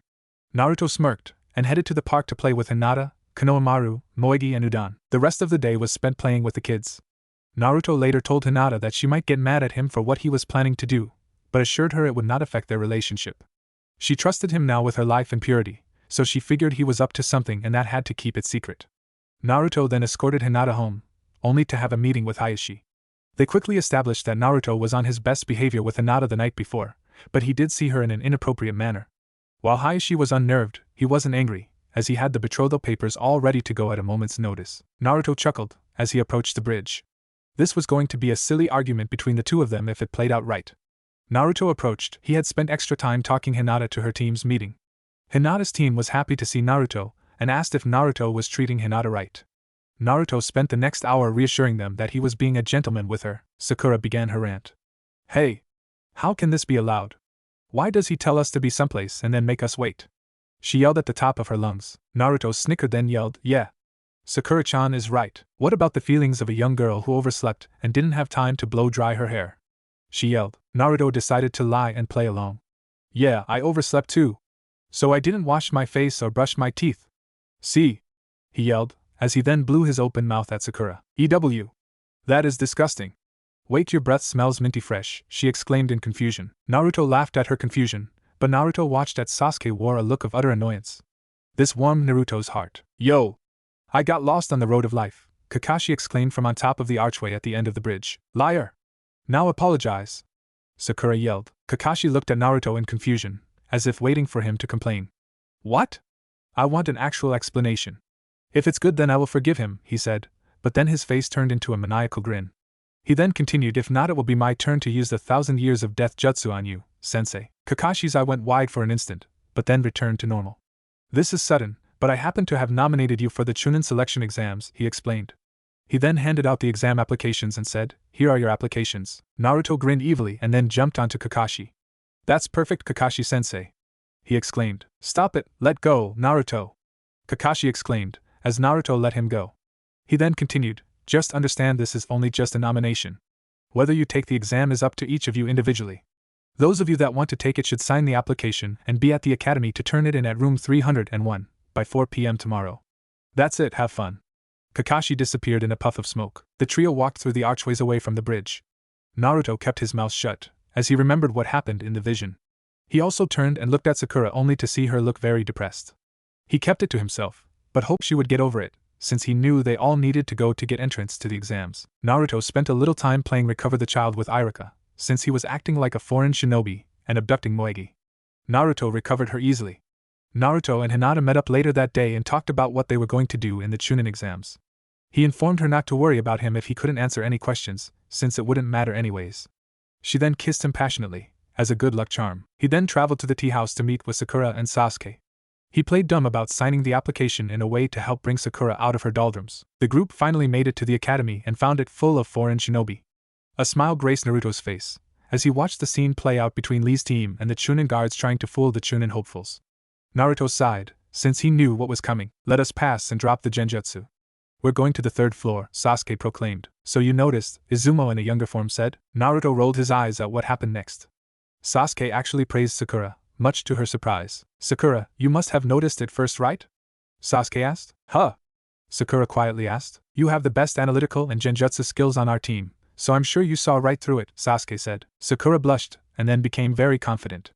"Of course I noticed, because this is the 2nd floor," she exclaimed. Naruto watched, as his improved vision was able to follow Kotetsu attempt to attack Sasuke, only for Lee stopped both of their attacks without any effort. Niji and Tenten shook their heads and Niji asked, "What happened to the plan?" "You're the one who said we shouldn't show our strength." Naruto smiled at what came next. Lee approached Sakura and said, "I'm Rock Lee and yours is Sakura. Will you be my girlfriend? I'll die to protect you." Sakura raised an eyebrow and said, "No way. You're a loser." Lee looked crushed, but Niji found a way to liven up the conversation. "Hey you, what is your name?" Naruto scowled at yet another girl blushing, since she looked at Sasuke. Tenten was the guilty party this time. Oh well, I'm glad I have Hinata-chan, he thought, as he got ready for the pissing contest between Niji and Sasuke. You should give your name first if you want to know someone else's, Sasuke explained. You're Rookie of the Year, right? How old are you?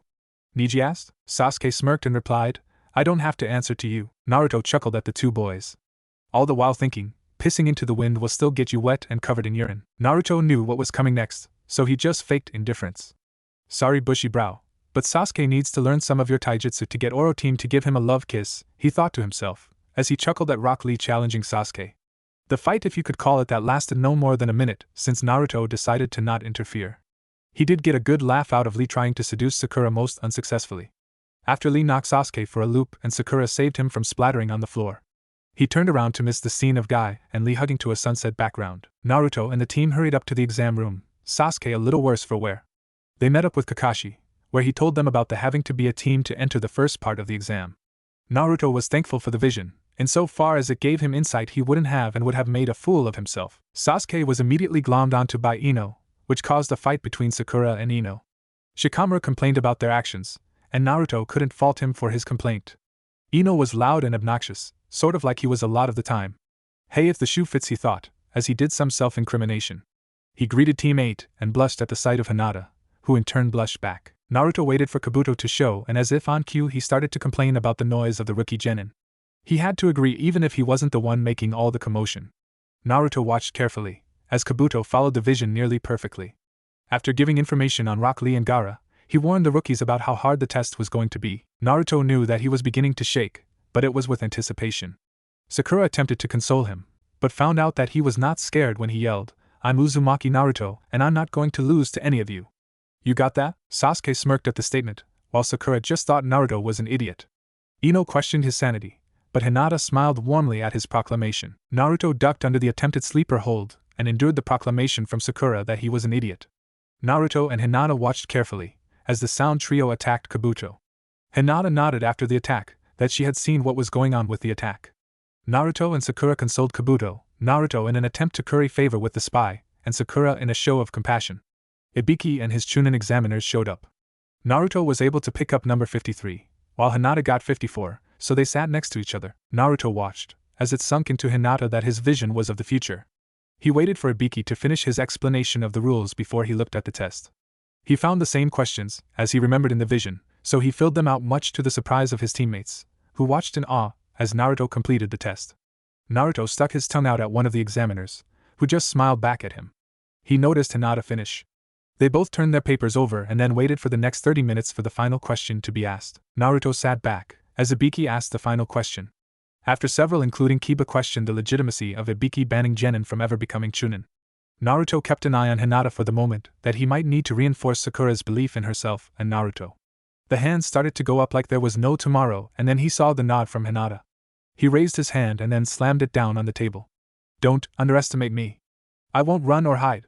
I'll take your damn question. Even if it means I'll be a genin forever. I will become Hokage anyways, so I don't care. I'm not afraid of you, he proclaimed. This had stopped the teams from leaving and left 78 individuals, or 26 teams. Naruto, Hinata and Ibiki were the only ones not surprised when Anko burst through the window and announced her presence.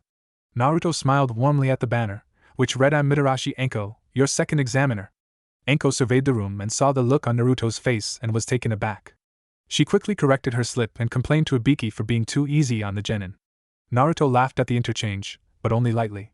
She ordered the remaining genin to follow her to the next place for the exams, Practice Area 44, also known as the Forest of Death. You'll soon find out why it's called the Forest of Death, Anko said in a menacing tone. Naruto decided to follow the vision so that he could do what was needed. You'll soon find out why it's called the Forest of Death, he said in a sarcastic tone. You have spunk, Anko said, as she threw a kunai and nicked Naruto's face. She reappeared right behind Naruto and began to lick the cut. She then said, kids like you are the first to die spraying that red blood I so love. Naruto slipped his hand under Anko's skirt, over her fishnet pants and into her panties, leaving a note he had prepared earlier. He didn't notice the blush on Anko's face, as he did accidentally brush against the fur under her panties. He then quickly pulled his hand from there, and moved it up to cut on his face. Suddenly a long tongue appeared with the missing kunai that she had flung. Anko put aside that this little twerp had put his hands not only up her skirt, but into her panties. But seeing as he didn't do anything, like try to feel her up or anything of the like, she would try to forgive him. She shifted and felt paper rub against her inside her panties, as she began to address the grass genin. So the twerp left me a something. I'll read it first then kill him later, she thought to herself. You know it isn't nice to sneak up on someone like that, genin, she said loudly. My apologies, Proctor. But I thought that I would return your kunai, the grass genin said, as Anko took it from her tongue. She went on to explain the rules surrounding the exam. Namely that they had to sign a waiver for possible deaths and that they would have to gather a complete set of scrolls. One, they were to be given one and they had to acquire a second one from another team. The teams gathered, handed in their forms, got their scroll and then moved to their assigned gates and the teams entered the forest. Anko walked into the shack and put her hand under her skirt and removed the note from her panties. She noted that it was on stationery and folded quite intricately. She then opened it and noticed the smell of dangos emanating from the note. She began to read. Dear Anko Onizan, sorry for slipping this into your intimates, but I had no other real options, and want to apologize for it yet again. I would like you to give the note sealed at the bottom of this note to the old man Hokage. I trust you and respect you like an older sister, and figured that with you cutting me, it would be easier to slip this to you below the waistline rather than during your explanation at the beginning of the exams. The grass genin that gave you back your kunai is a fake, and you can find the bodies of the real ones near the cemetery. I would send someone to check this out other than yourself, and send the second message to the Hokage, as soon as possible. Now before you freak out, read what I have to say and then get to work. Orochimaru was the grass genin in disguise. He killed the grass genin, so that he could put a curse seal on my teammate Sasuke, since he wants the Sharingan. Now if you want to go after him, take some help, more than likely an ANBU or 12, since he is a Sannin and even with the Kyuubi I can't take him on. Heck, the old man would be hard-pressed to take him down. He has perfected his immortality jutsu, so he will know more than he did before in odd ways, that is. Please be careful and don't go after him alone. I worry about the other pariah of Konoha. Again, please don't take him on alone. If you do meet him, he will say not to stop the exam. I tend to agree, since it will lead to other things that we are not ready for. Oh, and for defiling your panties, I'm going to treat you to some dango later. Again, sorry for this, but I couldn't think of another way to get the note to you without attracting unwanted attention or ruining my chances of becoming a chunin. Yorotsuto, Uzumaki Naruto. Anko was beside herself. Here was a gaki in the chunin exams who had done what several of the male population of Konoha would have loved to do, get into her panties, and what did he do? He left a warning note, and the strange part was that it had information in it that he shouldn't have known until after he went into the forest. She quickly pulled up her skirt too and pulled out her panties to make sure the kid didn't leave anything else there. After verifying that nothing was there, she opened the seal and called a trio of chunin over and sent them off do things for her. The first was to give the Hokage the letter from Naruto, the second was to check for bodies at the cemetery, and the third was to get a squad of ANBU for her to go after a snake. Naruto blushed, as his team traveled through the forest. He was sure that Anko was crazy, but her pulling her skirt up and then checking her panties for anything else took the cake. At least he did have one question answered for his perverted mind, that her hair color certainly was natural. This information came to him from a clone that had changed into a bug and he had placed on her skirt when he placed the note. Naruto sighed relief, since he also knew that she had dispatched a few chunin to do, as he had asked her to do. Naruto felt the urge to go to the bathroom and said, I need to take a leak, so I'll be back in a second. Fully knowing that he would get caught, but he also figured on how he would escape. He waited to feel the quick hit to the back of the head, and cushioned it with moving his head forward. He landed in a heap on the ground and kept his eyes closed. He then felt rope being wrapped around him and tied tightly. Naruto had flexed his muscles while the assailant was doing his work, to give him some slack so that he could more easily escape. He listened, as his assailant left the area to go and get beat up by Sasuke. Naruto cut the rope and headed back to the clearing and watched as the aimed shinobi ended up behind Sasuke. Naruto threw a kunai and watched, as the enemy jumped away. You won't get away! He yelled in mock frustration. Sasuke had grabbed the kunai with chakra on his foot and sent it at the aimed shinobi. He then proceeded to pummel the aimed shinobi and then stab him in the left arm. This had the effect of driving the enemy away. They then proceeded to work on a code word for the team if they were separated. Naruto knew that even if he remembered it, he didn't have to, since they expected him to not know it. Sometimes he hated knowing what was going to happen, one big deja vu session. As soon as the code word was given, Orochimaru showed up in the guise of a grass shinobi, and blew the team apart. He looked forward and saw a shadow. Great, here we go. Getting eaten by a snake summons on my list of things not to do, but I think I can get around it or just kill it like I did in my vision, he thought, as the snake swallowed him whole. Guess we go with Plan B, multi-shadow clone jutsu, he proclaimed, as hundreds of Naruto filled the stomach of the snake to bursting. The snake exploded in an orgy of snake guts. Naruto quickly sped off to get to his team. Naruto watched in morbid fascination as Sakura and Sasuke fought for their lives against Orochimaru. Knowing that if he did too much he might change things to the point where he didn't know what was going on.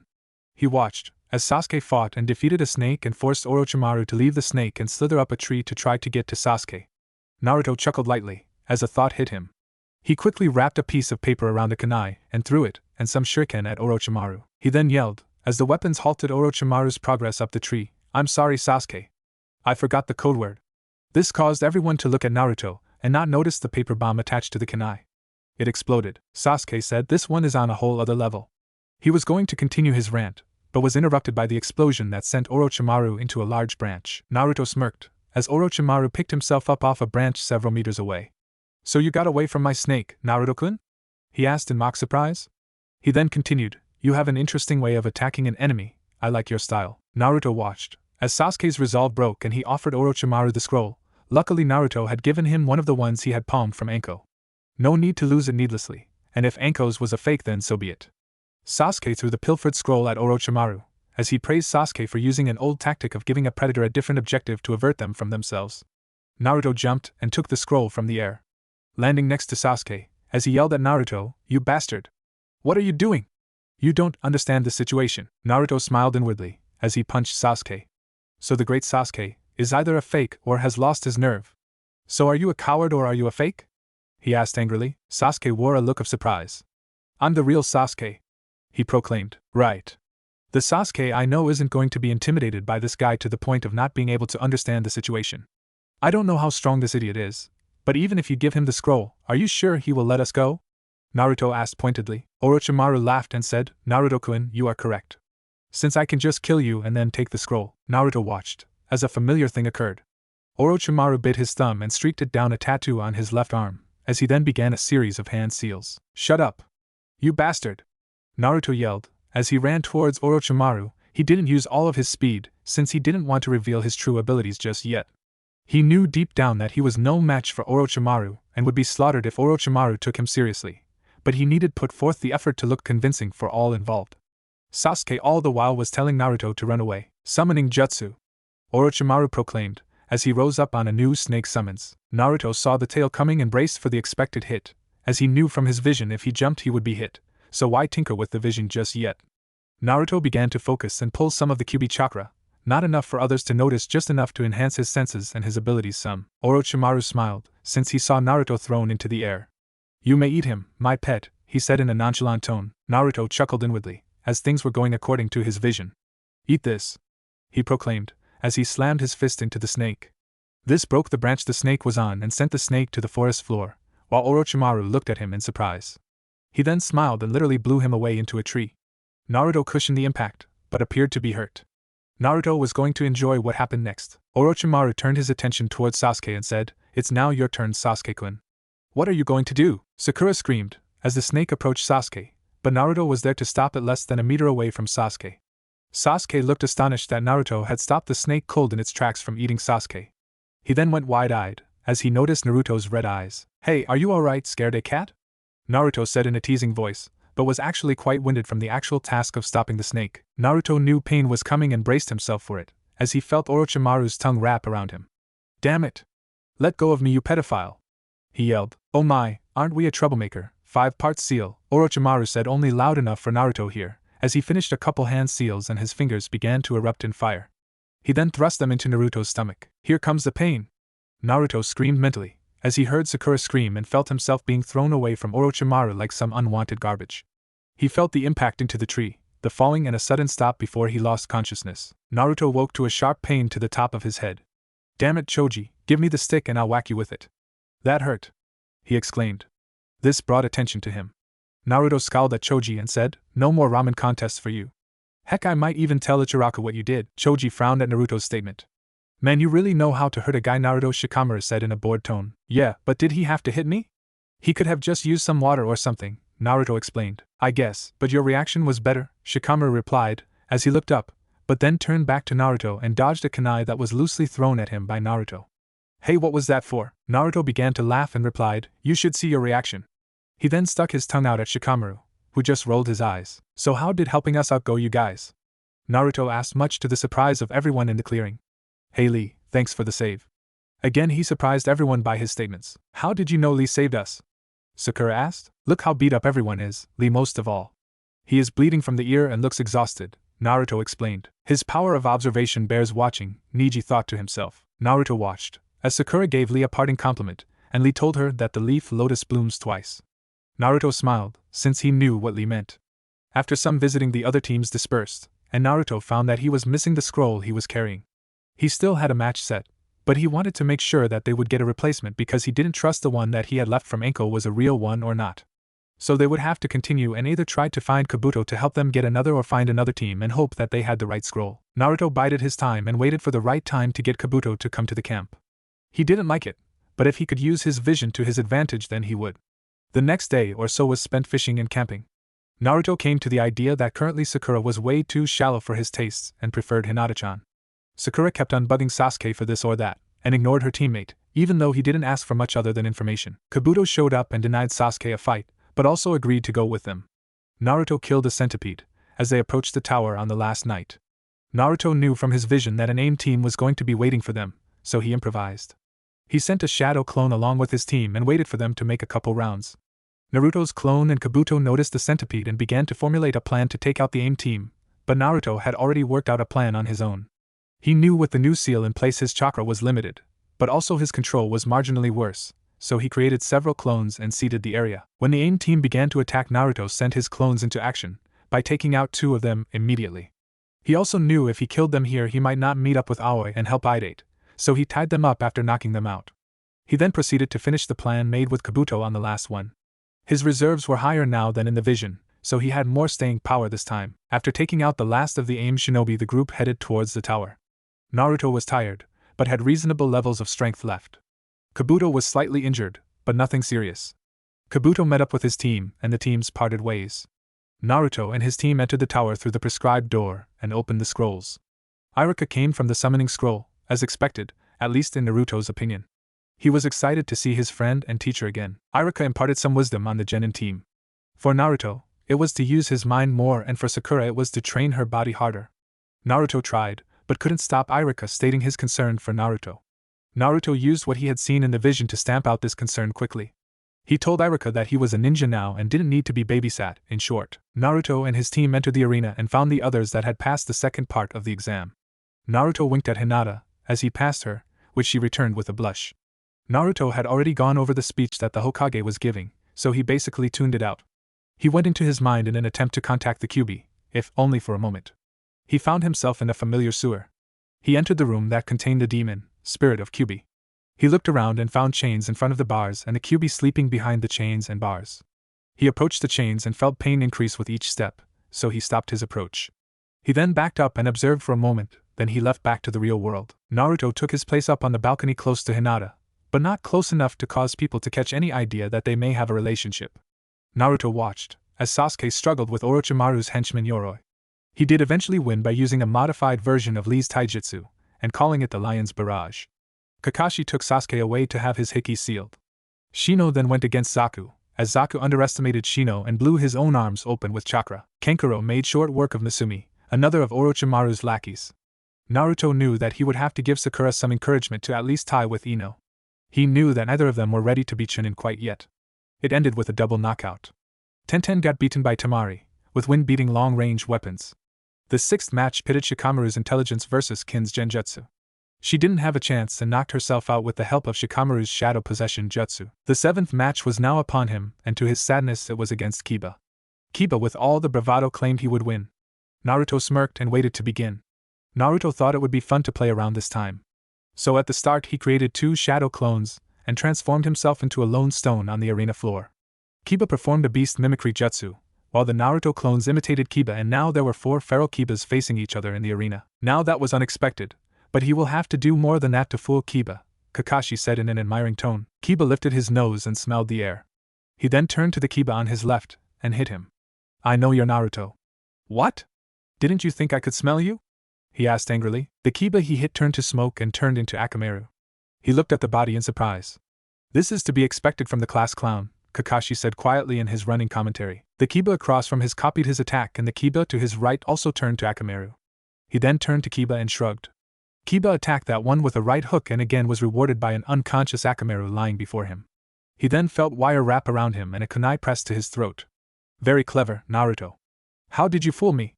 Kiba asked the Naruto standing behind him, while he saw 3 Akamerus on the ground. You didn't notice your surroundings as well as you think you did. I was a rock, Naruto whispered into his ear. Proctor, I wish to claim victory. Do you concede, Kiba? I know you're strong enough, but you got fooled by the master, Naruto said in a mildly dejected tone. Kiba nodded and replied, I forfeit. I might win, but it would be too much trouble and might hurt myself seriously, and the kunai in the crotch is incentive enough, Naruto. Everyone looked down and saw a second Naruto with a kunai pointed at Kiba's groin. The winner is Uzumaki Naruto, Hate proclaimed, while Naruto released Kiba from the wire and dispersed the clone. Naruto and Kiba headed up to the balcony and were greeted by Hinata. You both did very well, she praised both boys. I agree, but Naruto that was hitting a little below the belt, literally. Don't you think? Karina asked with a smirk on her face. He won and Kiba is in one piece, isn't he? Kakashi asked. Both boys growled at Kakashi.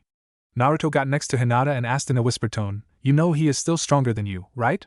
Hinata nodded and smiled at Naruto, but he continued, I will cheer you on, but I don't want you to get as close to dying as you did in my vision, so if he goes for a fatal blow, avoid it. I know you have the speed in you for a short burst. Hinata nodded, just as her name appeared on the board for her to go against her cousin. She noticed the evil smirk cross his face. Niji moved down to the arena and waited for Hinata to approach the proctor. You know you will lose today. Fate has determined it, Niji declared in an authoritative voice. Hinata looked sadly at her cousin and waited for the proctor to begin the match. Niji activated his Byakugan, as did Hinata. Nizan, you are wrong about so many things, Hinata said quietly. Niji looked at his cousin and then angrily replied, These eyes see everything. Yours seem disturbed, as if you were not sure you can bring yourself to fight against me and uphold the honor of our clan. You're pathetic. Hinata activated her Byakugan without hand seals. You know, Nizan, I could end this match without having to fight you, but you would learn nothing from that. He suddenly paled at the sight of a single hand seal. You would use that on me? He asked in a terrified tone. To keep you from attempting to kill me, yes I would. Now you will listen to me, Niji Nizan, she said in an authoritative tone. Niji stood at rest, knowing that he couldn't cover the distance in enough time to stop her from using the seal. Very well, Hinata-sama, he replied with venom laced in his voice. You would kill me to avenge your father's death? What would that get you? Father has some respect for you, but thinks you are driven by your hatred. It is misplaced, Nizan, she said in an even tone. Up on the balcony, Naruto watched happily, as Hinata might be able to defuse the situation. If not, he would have to jump in. He knew that while she was stronger than before, she could still not match Niji blow for blow, just yet. Kakashi-sensei? Sakura asked, and Kakashi looked at her in response. Why does she keep on calling him brother? They are cousins. Niji is the nephew of Hinata's father, Naruto answered, which caused both to look at him in surprise. How do you know? Sakura asked. Listen and you'll find out something, Naruto replied in an annoyed tone. Misplaced? How can it be misplaced?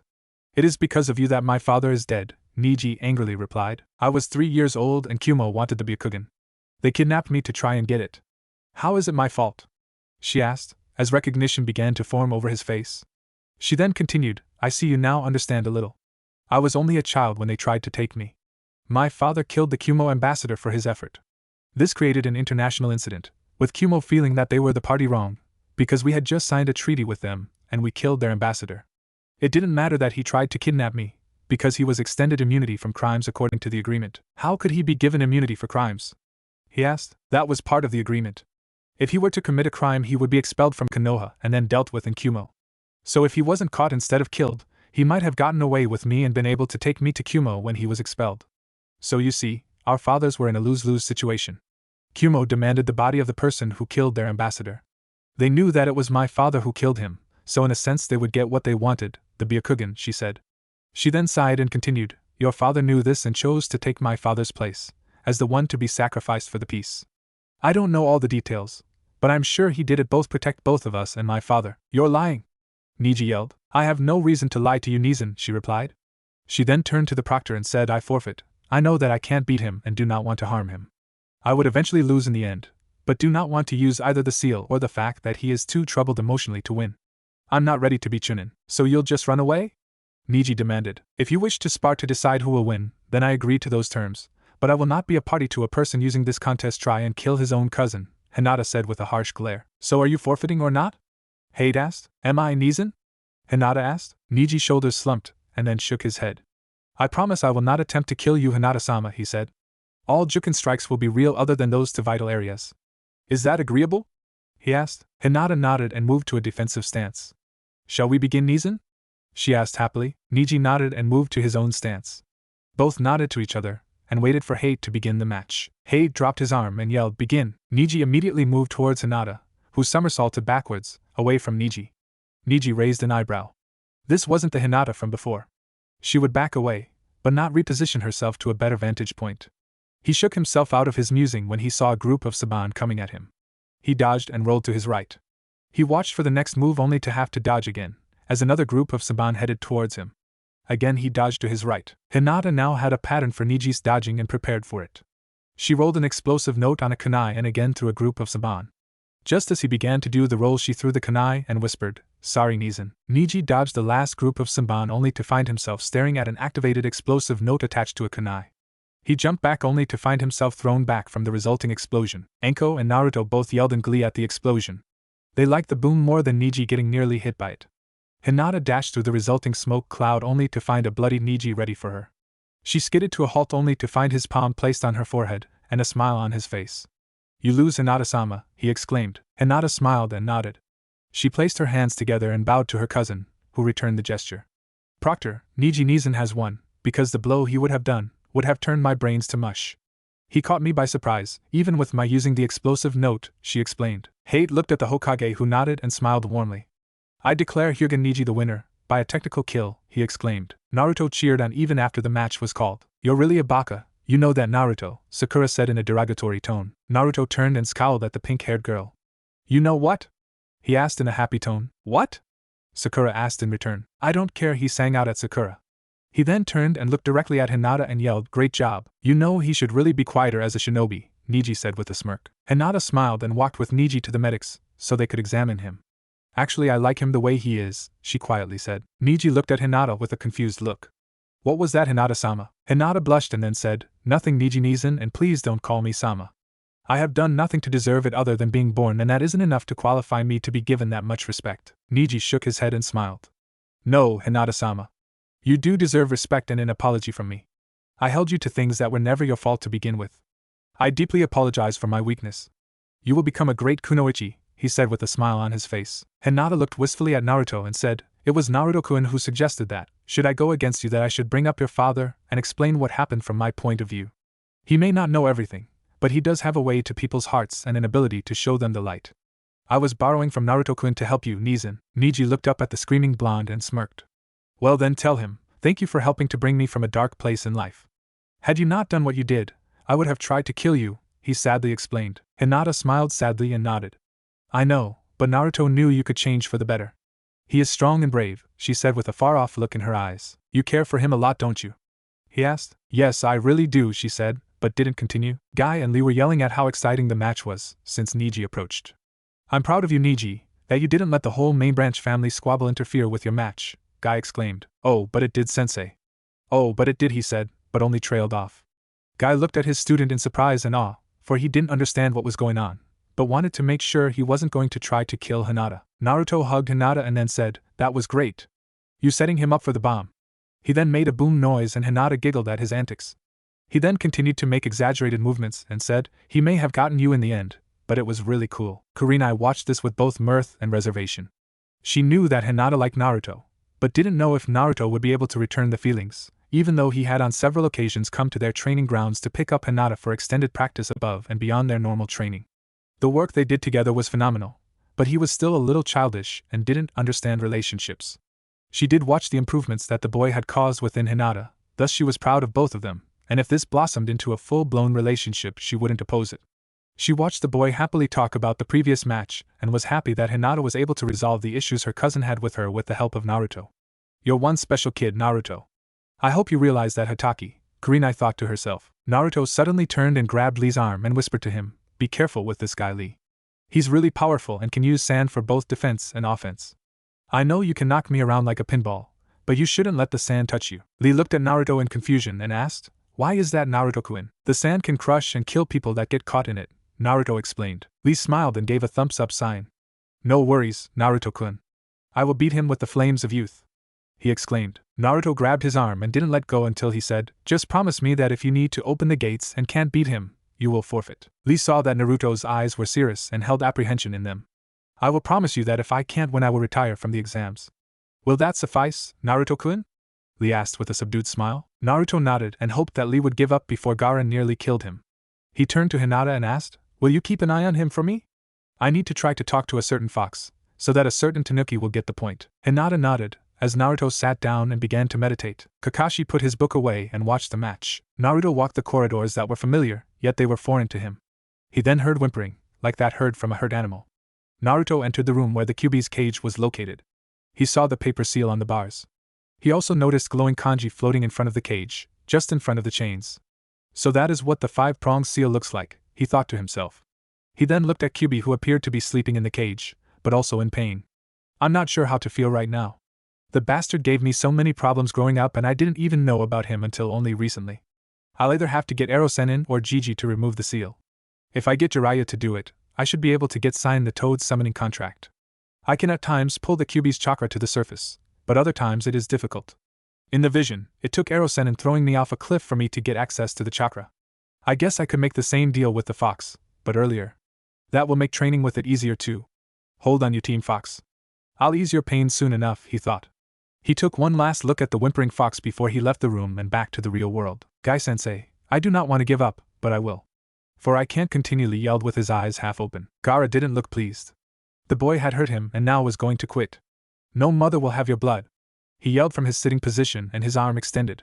The sand was traveling towards Lee, who jumped away, but landed hard on the ground. "Proctor, I give up," Lee said loud enough to be heard and then collapsed to the ground. "The winner is Hate," began to say, but was cut off by Gaara. "No, he will die for hurting me," he yelled. Hate and Guy both entered the sand and brushed it aside. "The match is over, Gaara. If you continue, you will be disqualified," Hate threatened. Gaara wore an angry look, but nodded. He then disappeared in a swirl of sand, only to reappear next to Baki. Both of his siblings gave Gaara some extra space. Naruto heard Kakashi apologize to Guy for his remarks about teaching Lee a forbidden jutsu. Naruto smiled at this. He also heard Kakashi ask Sakura to fill him in on details because he had an errand to run. Naruto watched the quick match between Dosu and Choji. He knew this was an unfair matchup. Dosu could use Choji's entire body to knock him out with a single sound attack, which is what happened. Naruto went down with the other winners of the preliminaries, except for Sasuke, who was currently in the hospital. The group drew lots and found out who they would be fighting in the finals. Naruto got to fight Neji, and he was determined to change the match, so the both might end up being Chunin, but it would take a lot of planning. Naruto was happy that Hinata was able to resolve the match without her getting hurt. He was actually surprised that she had gotten away without being hit at all. He did agree that a Juken strike to the brain would be fatal. Neji walked beside both Naruto and Hinata as they left the tower and headed back through the forest towards town. Naruto knew that he could now change small things and not have to worry too much about major changes to his vision. He walked with Hinata to the hospital to check and see if Kakashi would turn him down flat. They both noticed Kurenai following them, as if to keep an eye on Naruto and Hinata. The pair entered the hospital. Naruto walked up to the desk nurse and asked respectfully, "Which room is Uchiha Sasuke in?" The nurse sneered at him and replied, "That information is private, and we will not divulge that to anyone other than family." "Well, I'm his teammate, so that is sort of like family, isn't it?" he asked in an angry tone. Hinata inwardly chuckled at the exchange, but was worried at the course of the conversation would take when Kakashi arrived. Naruto continued to bicker with the nurse until Kakashi arrived and said, "Naruto, this is a hospital, so keep it down." "Kakashi-sensei, so how is the team doing?" Naruto asked with a slight smirk. Kakashi put his hand up to try and stall any questions Naruto might ask. "I know what you're going to ask, but no. I can't train you," he said. Naruto and Hinata looked at him with confusion written all over their faces. "What are you talking about, Kakashi-sensei?" "I just asked how Sasuke team is doing," Naruto said in an attempt to clarify his question. "I didn't ask you about training. That was going to be after you told me how the jerk was doing. But since you seem to want to get that over with, are you going to abandon me and not train me?" Kakashi's face turned slightly red, flushed with anger. He had been ready to set Naruto up with Ebisu to work on his basics, so that Naruto's training was covered for the Chunin exams. "Well, Sasuke is doing better and should be fine in a couple days. I'm glad you were concerned about your teammate. As for training, no, I'm not abandoning you. I've got a special tutor lined up for you to help you with your training," he explained. "You're not abandoning me? So it isn't that closet pervert Ebisu, is it? Or any of those who don't like me, are they?" Naruto asked. "Closet pervert?" Kakashi asked. "Kakashi-senpai, is that how your students treat their betters?"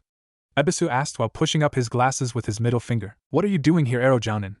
Naruto asked, with a huge smile, much to the anger and embarrassment of Ebisu. "Kakashi, why are you not going to do any of Naruto's training?"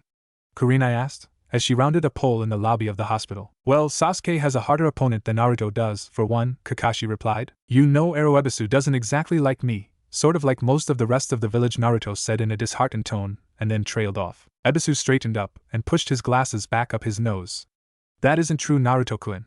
You have done wonders for Konohamaru-kun's attitude, he replied happily. So what will we be working on? Naruto asked. Chakra control, Ebisu replied happily. Naruto looked at the man with annoyance written across his face. Anything else? He asked in a flat tone. Not really, Kakashi-senpai said you needed work on the basics. Mainly chakra control and a little bit of work on your taijutsu, Ebisu answered. Naruto sighed and looked at Kakashi and said, I get chakra control and I bet you teach team your Chidori. Kakashi had the decency to look surprised. As a matter of fact, I was going to teach him that jutsu along with speed and stamina work, Kakashi said, full of pride. So the first jutsu you teach will not be to either Sakura-chan or I, but to team who already has an arsenal of fire jutsu. Come on, name the jutsu that Sakura-chan knows, Naruto said in challenging voice. Kakashi put his finger up to his chin and thought about it.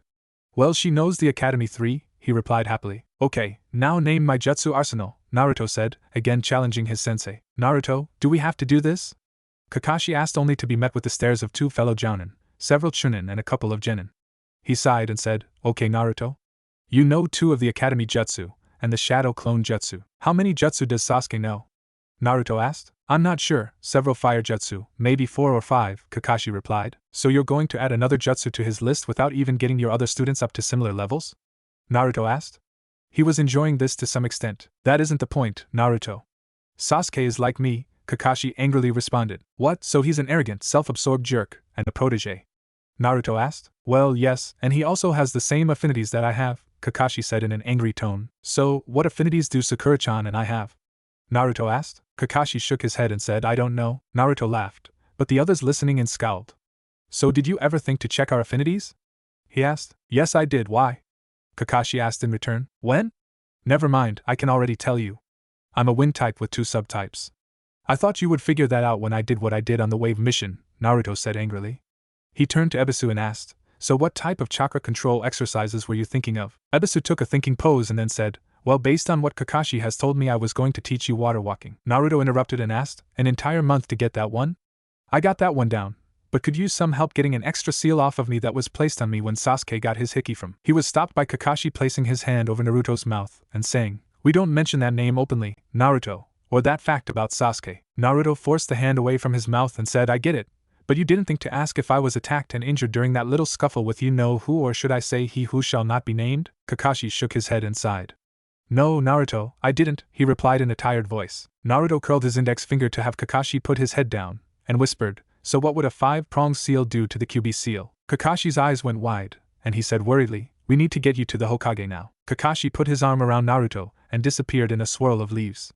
Kurenai did the same with Hinata, and then Ebisu left via the same means. All of them soon arrived in the Hokage's office to find the Hokage and Jiraiya both apparently waiting for them to arrive. Welcome Naruto-kun, Kakashi, Kurenai-chan, Ebisu, Kurenai and Hinata-chan, Sarutobi said happily. Ebisu, you can leave, I'll be taking over Naruto's training for the Chunin exams, Jiraiya said in an unhappy tone. Sarutobi nodded and Ebisu disappeared in a swirl of leaves. Hinata and Kurenai-sensei can stay, because they both know about Kyuubi, Naruto explained. Kakashi looked at him in surprise and awe. You told the Hyuga heir about Kyuubi? He asked in astonishment. Naruto nodded and asked, Why would I hold that back from my best friend and training partner after all of our training sessions? And the trust we have built up. Kakashi looked at Kurenai, who just nodded at this revelation. So Gaki, how much do you know? Jiraiya asked. That's a vague question. Sort of like how deep is the ocean? Naruto replied sarcastically. Jiraiya sighed, shook his head and said, Jutsu and control exercises. Well, I know substitution, transformation, and shadow clone jutsu. I'm also working on a jutsu that is pure chakra manipulation, but with this new seal on the 4th I'm at about half normal control and strength for chakra, Naruto replied. Okay, let's look at the seal, Jiraiya said. Naruto removed his jacket, shirt and mesh shirt. He then channeled his chakra. The Kyuubi seal appeared and then a second one appeared just outside of the first. An 8-pronged seal, with a 5-point seal around that. That isn't good, Jiraiya said, much to the confusion of some of the other present. What's wrong with the 2 seals? Kurenai asked. You shouldn't mix even and odd point seals together, unless you're asking for trouble, Naruto answered much to everyone's surprise, other than Hinata. Jiraiya eyed Naruto and then asked, You work with seals? Naruto shook his head and said, They confused me in the academy about seals and sensei here didn't bother to give us any lessons on them.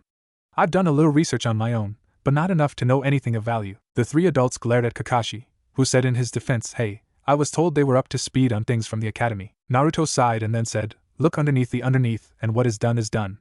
Just get this seal off of me so we can go train, Jiraiya-sensei. Hinata giggled at Naruto's outburst, but not for the reasons that anyone, but Naruto and her understood.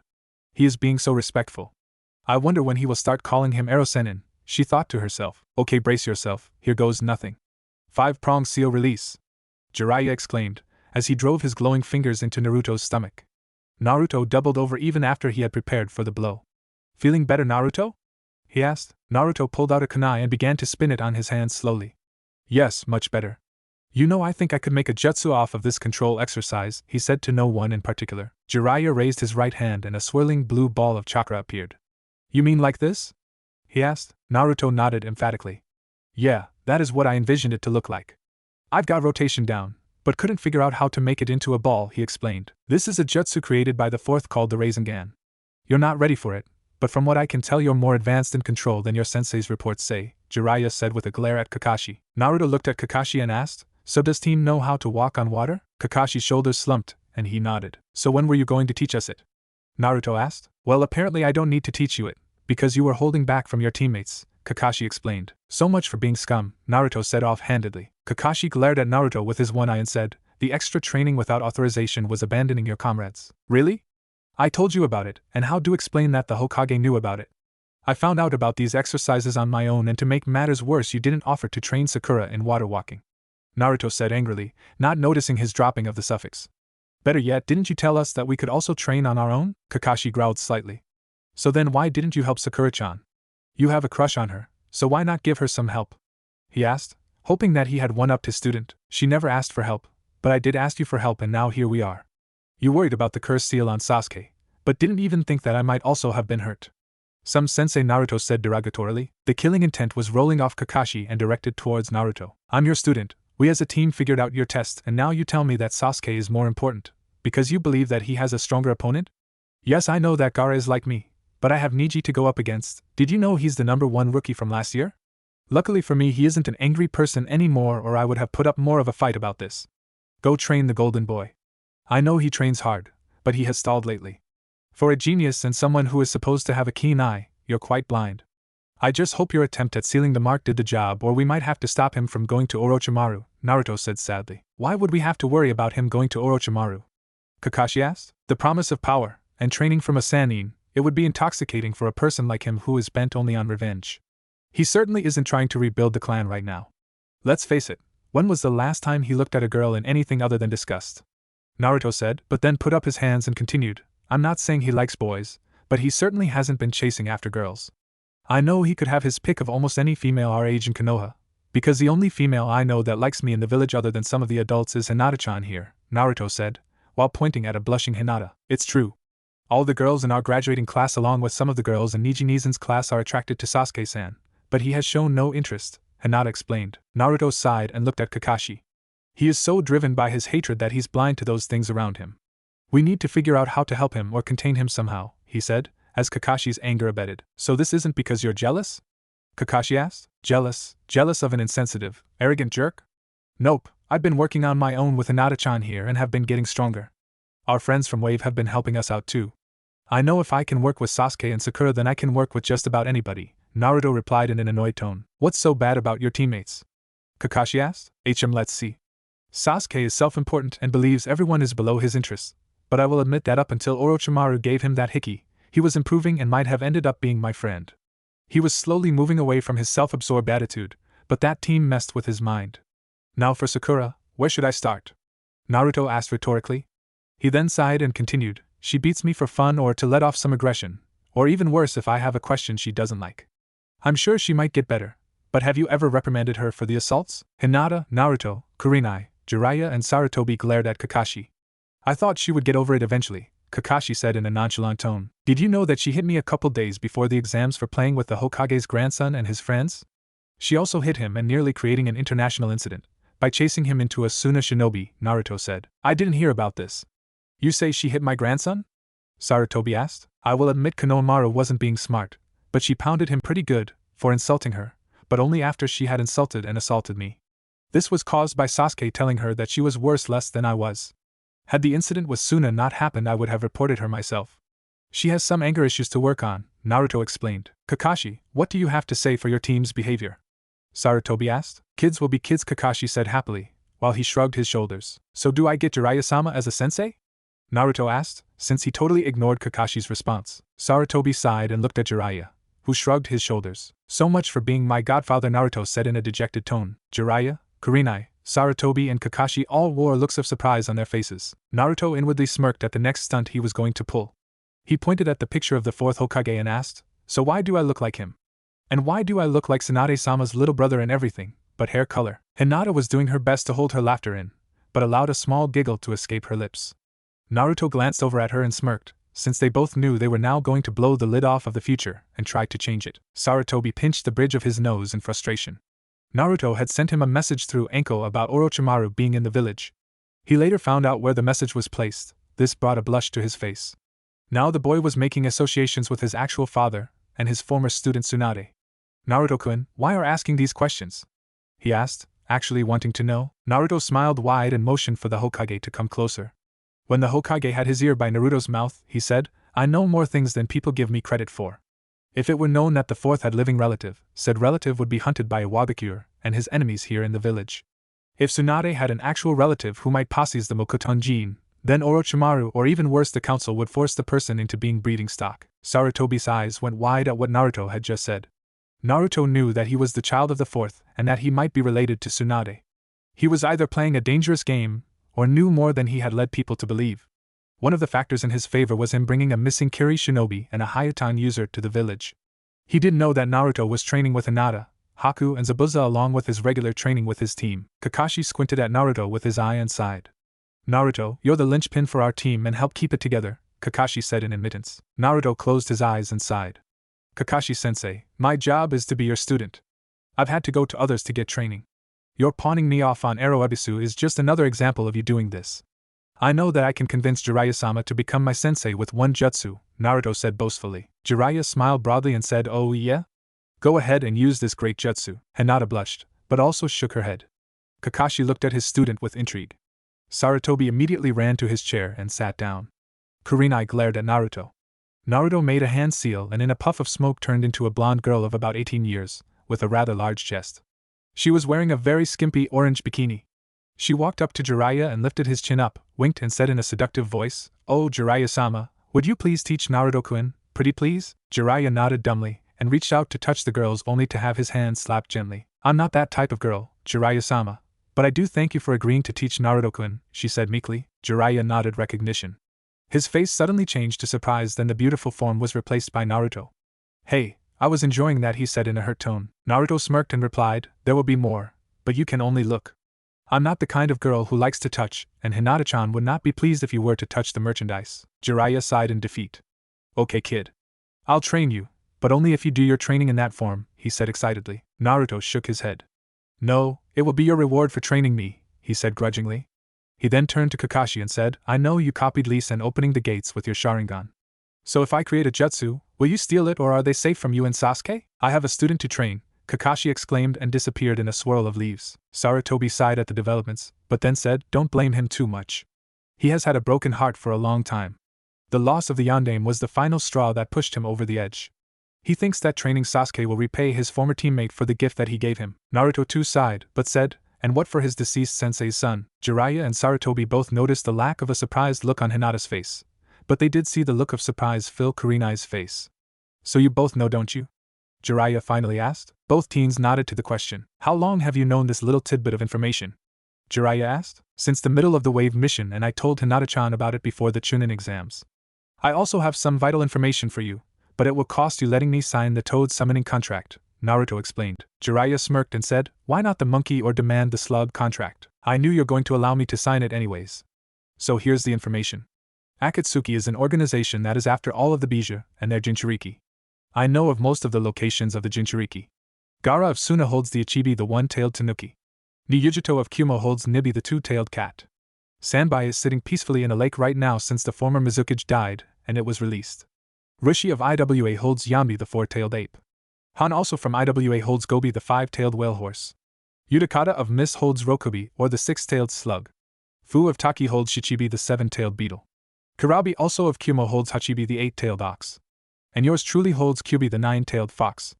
There are a few other demons sealed out there, but we don't need to get into them right now, Naruto said with a bit of mirth. How do you know all of this? Jinchuriki are usually well hidden in their villages, so that they can be used as secret weapons in times of war, Kurenai explained. Naruto smirked and said, let's just say that a fox inadvertently told me in my dreams. Sarutobi looked at Jiraiya and both nodded. There have been a few Jinchuriki of the Kyubi, and only one was said to possess visions of the future, Sarutobi explained, as he walked to a shelf and pulled out an ancient-looking book. He skimmed through the pages until he found the page he was looking for. It was said that he became a sage that could sometimes predict the future, but when he tried to change something it would not always work.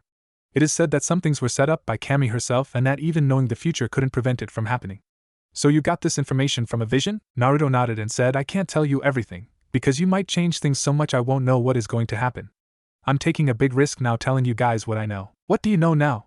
Jiraiya asked. Naruto sighed and replied, well, if I don't change things, Jiji will die at the end of the Chunin exams at the hands of Orochimaru, but will seal his arms away with a forbidden jutsu. Jiraiya, my godfather, will die at the hands of Pain, a former student, but known to him as Nagato several years later.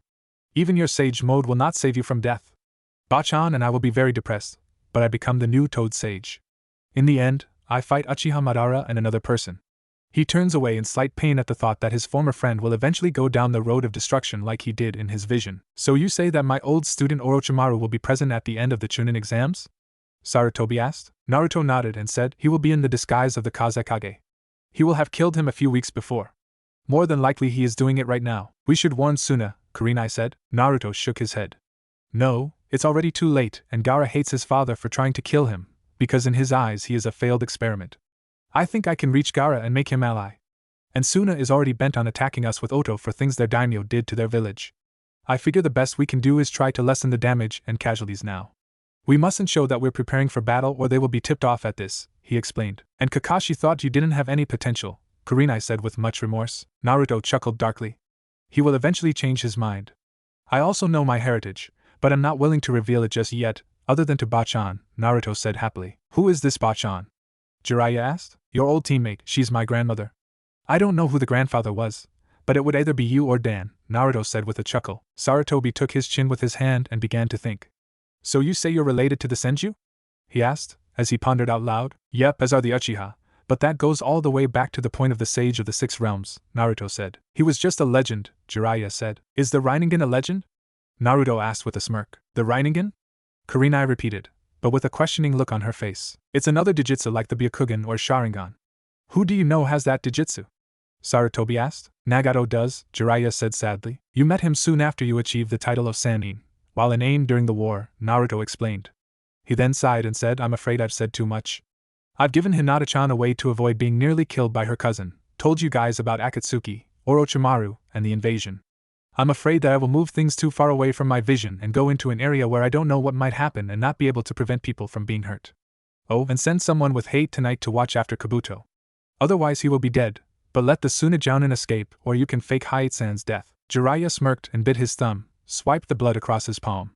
Summoning jutsu, he exclaimed. A large toad with a scroll in its mouth appeared. The toad handed Jiraiya the scroll with its tongue. He took the scroll and unrolled it. Sign it on the last open space, Jiraiya ordered. Naruto nodded and bit his thumb. He then signed the scroll and re-rolled the scroll. The toad then took the scroll and disappeared in a cloud of smoke. So I do these hand seals and say, summoning jutsu, Naruto exclaimed. He slammed his hand on the desk. A web design appeared on the desk, followed by a puff of smoke and the appearance of an orange toad the size of a small cat. Yo! The frog exclaimed happily. Hey Gamakichi, Naruto said happily. How do you know my name, kid? Gamakichi asked with a confused look on his face. It came to me in a dream, Naruto said with a faraway look on his face. Hinata began to giggle, as did Kurenai. How did you get a toad on your first try? Jiraiya said with a stutter. I used my vision to gauge how much chakra was needed. I'm not quite ready to summon Gamabunta and he wouldn't fit in the office anyways, Naruto explained. Sarutobi chuckled at the antics of his adopted grandson and his student. So Naruto-kun, you mentioned Mokutan. Do you have those affinities needed for that bloodline? He asked. Naruto nodded. Yes, but they are suppressed by the Kyubi whose affinity is wind. I need a lot of training to become proficient with those elements. From the vision I understand and can use wind jutsu. I just have a small arsenal of possible jutsu for that element.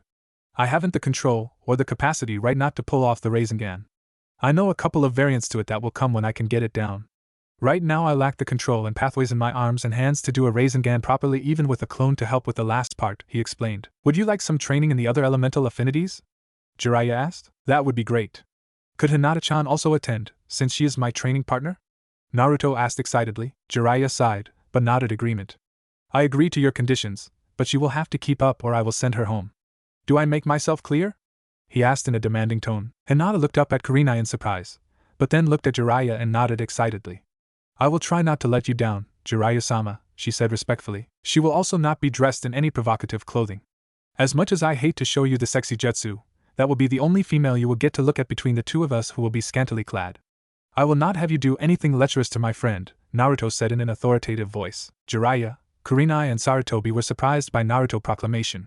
Jiraiya smiled warmly and nodded. She's too young for me anyways. I also don't want either Hayashi or Kurenai-san here to have a reason to get angry with me. Your training will start tomorrow, he said happily, at the waterfall with the bathing spot just beyond the shrubs, so you can do your research when we are busy training? Naruto asked with a slight scowl. Jiraiya nodded and said that will work. How do you know of such a spot, Naruto? Kurenai asked. Remember, I had a vision and that is the spot where Jiraiya-san taught me how to do the summoning jutsu. He likes to peek at women. The more scantily clad the better. We all know he's a pervert, Naruto said, only to correct himself. I mean super pervert. Sorry for not getting that correct, Jiraiya-sensei. Or more accurately Ero-senin. Kurenai nodded, but continued to scowl at Jiraiya. Hinata smiled at Naruto, finally letting out his favorite sensei's nickname. Jiraiya scowled at Naruto, but didn't feel too put out by Naruto's nickname. So long as he didn't use it that often, he might not mind. Naruto and Hinata left the office and headed towards the Hyuga estate. Jiraiya scowled, but Kurenai smiled warmly at the two young shinobi. You know she might get in the way of my training, Jiraiya said darkly. She might surprise you, Jiraiya-sama, Kurenai replied in an angry tone. She will do fine. I would check her affinity, and you can progress from there. We have so few wind users in the village that I don't know who other than my son to train Naruto-kun in that element. But his having both water and earth affinities is helpful though. You train him in those affinities, Sarutobi said. Do you think you gave them too much information, Naruto-kun? Hinata asked. Naruto shrugged and replied, I don't know. I just don't want Gigi to die. That is, if I can help it. The two were allowed into the Hyuga compound, but noticed a person had followed them to the compound. Do you think he heard us? Naruto asked. He didn't appear to have heard anything while we talked, but we did keep it quiet, Hinata replied. Hayashi wore a smile at the approaching teens and asked, Welcome back, Naruto-kun.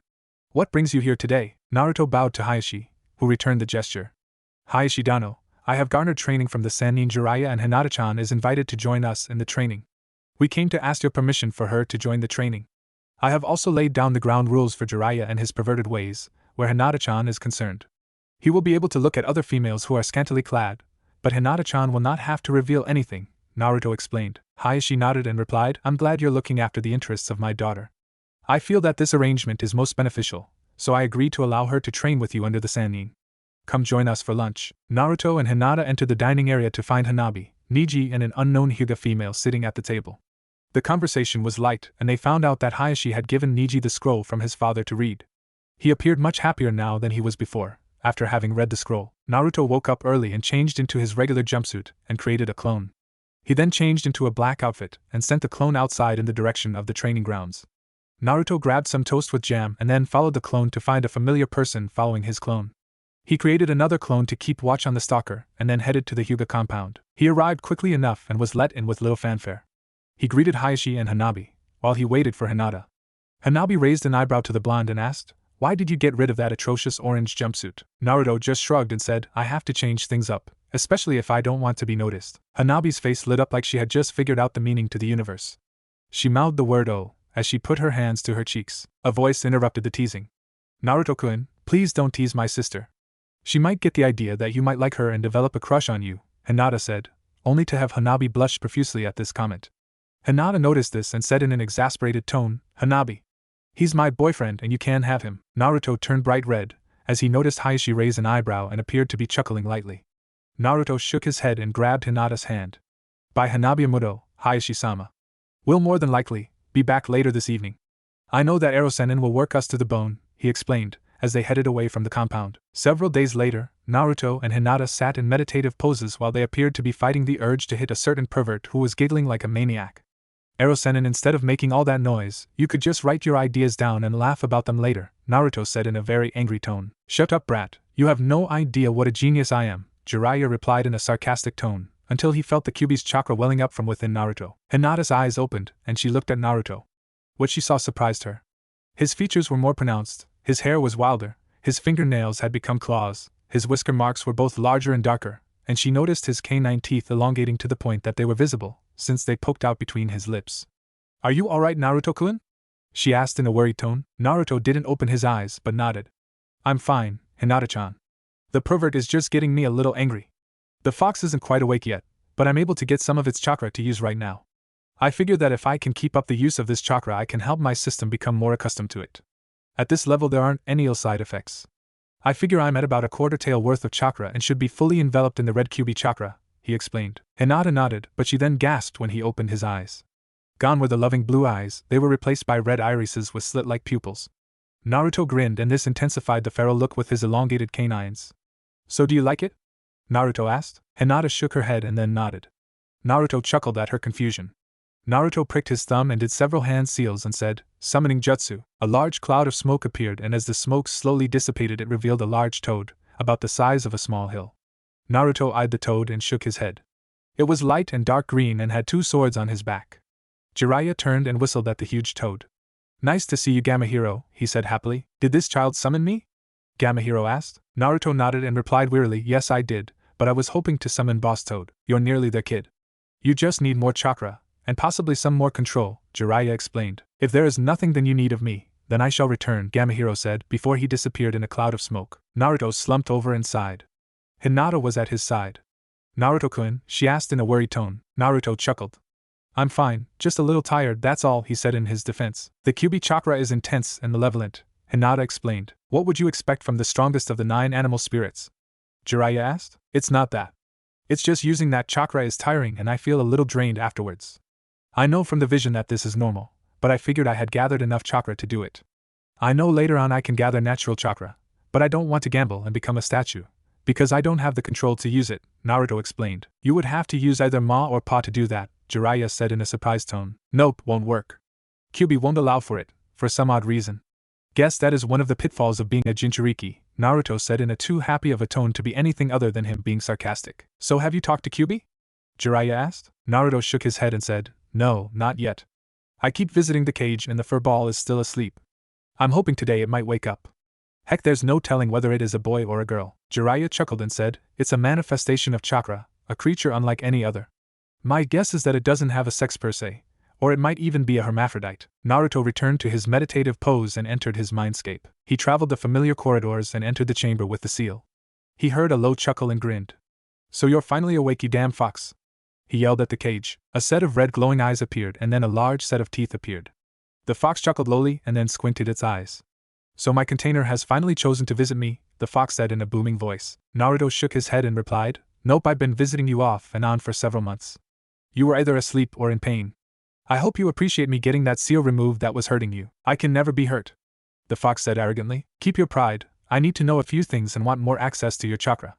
Consider it rent for living in my body," Naruto explained. The fox lowered its head and growled at Naruto, but not in an apparent malicious way. "I'm impressed that you don't cower before me. I shall give you the power you seek and allow you to ask your questions," the fox said, almost laughing. Naruto smiled. "Thanks, Furball. So what do you know about Madara Uchiha?" he asked. The area around Naruto began to swirl with both power and wind. Both Jiraiya and Hinata had to shield themselves from the wind blowing small twigs and other debris at them.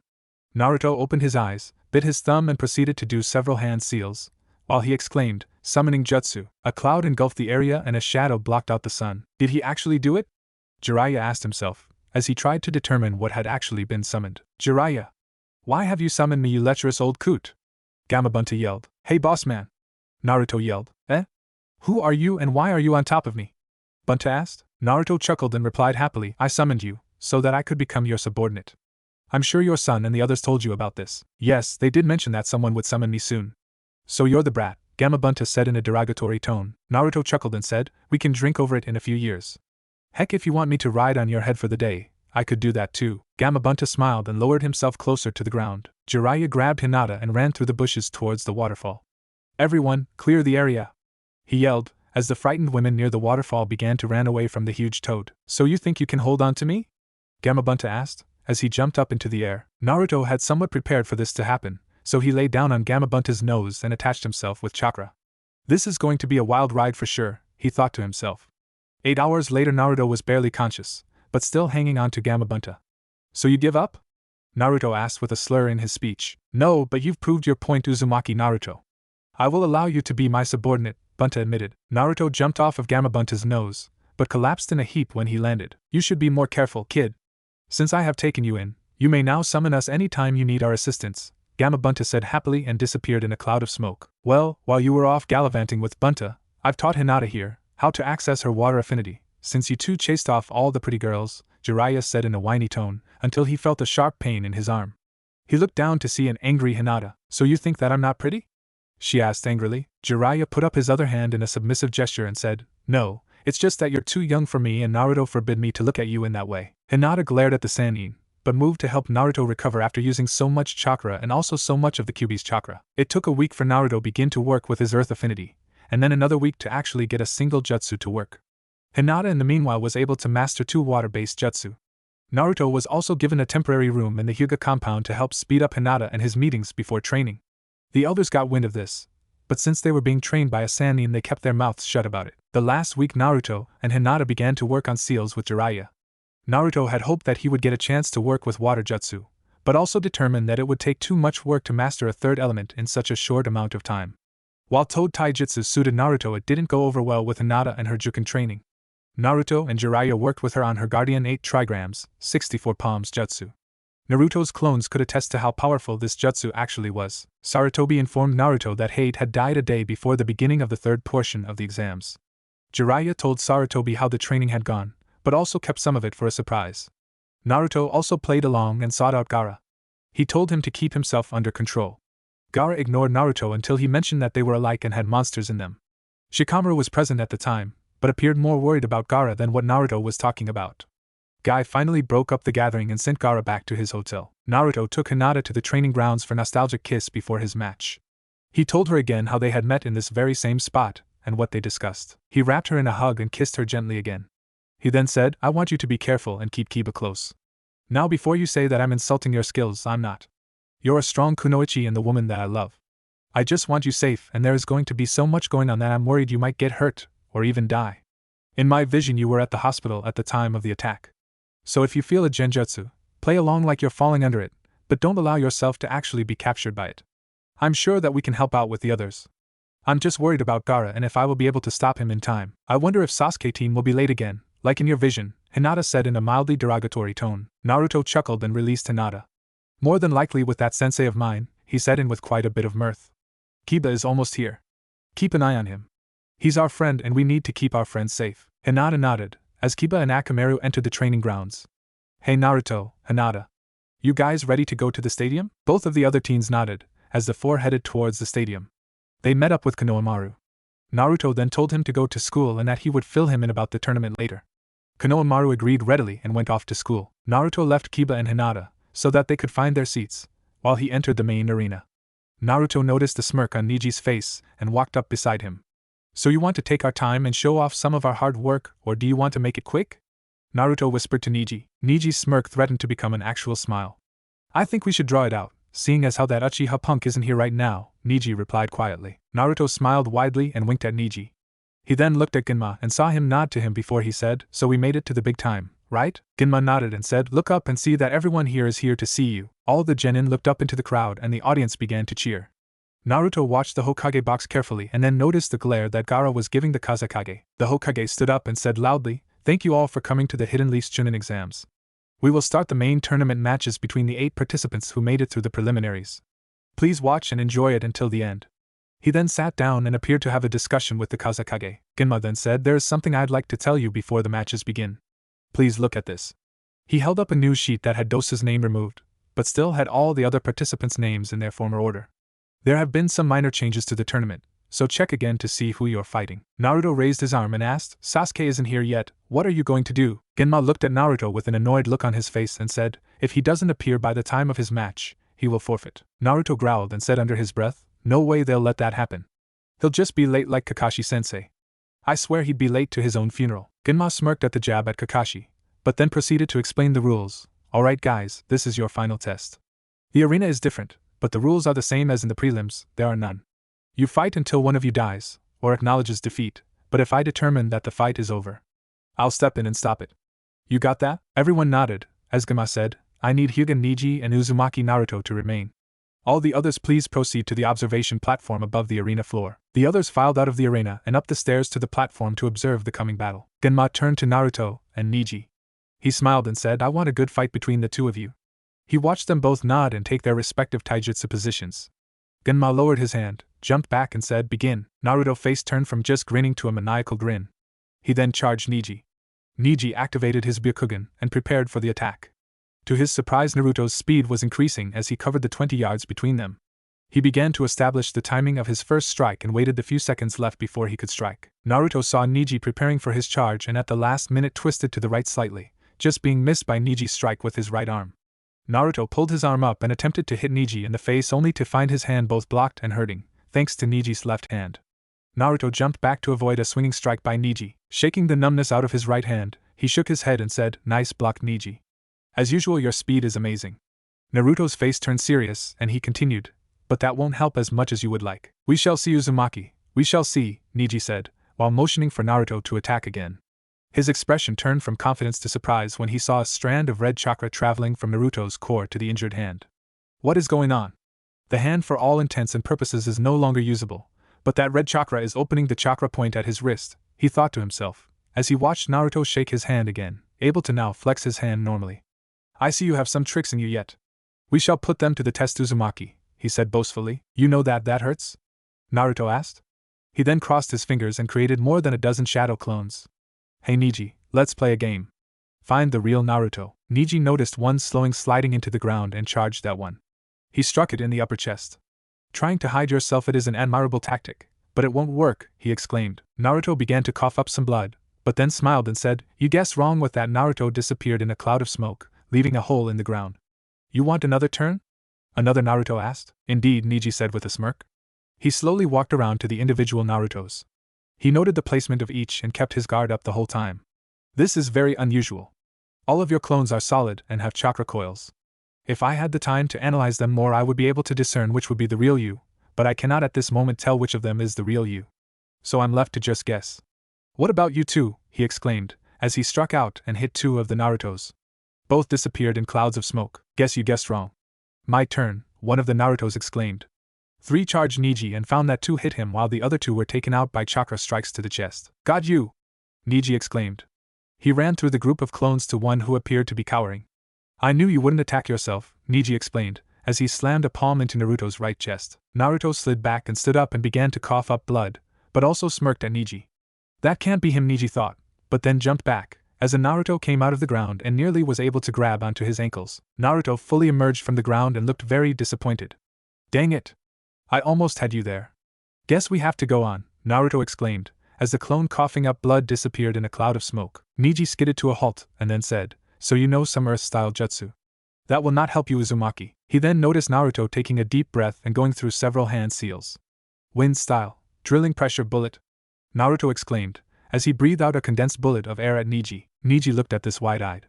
He could see the bullet better than most because of his Byakugan, but was only able to dodge it by the barest of margins. His left arm was grazed and it tore his shirt sleeve from his shirt. He winced from the pain of the glancing blow. Very good, Uzumaki. I bet you can't do that again, Niji said boastfully. To his surprise and that of the crowd, Naruto had just finished the hand seals and sent a second bullet at Niji. Niji in his arrogance didn't think that Naruto would continue the attack on him, but he did. Niji released a burst of chakra and began to spin and exclaimed, rotation. A semicircle of chakra covered the spinning genin. The jutsu attack slammed into the chakra shield and exploded. Niji found himself landing on his feet, but was shaken.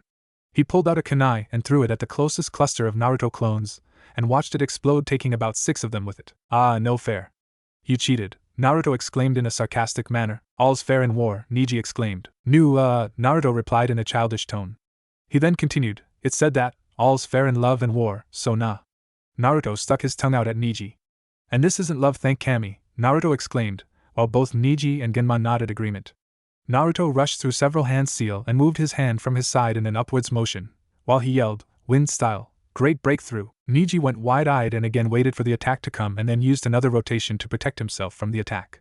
When he stopped spinning, he looked at Naruto and opened his mouth to speak, but was dragged down into the ground, so that only his head was above ground. Earth style, inner decapitation, Naruto said in a calm voice.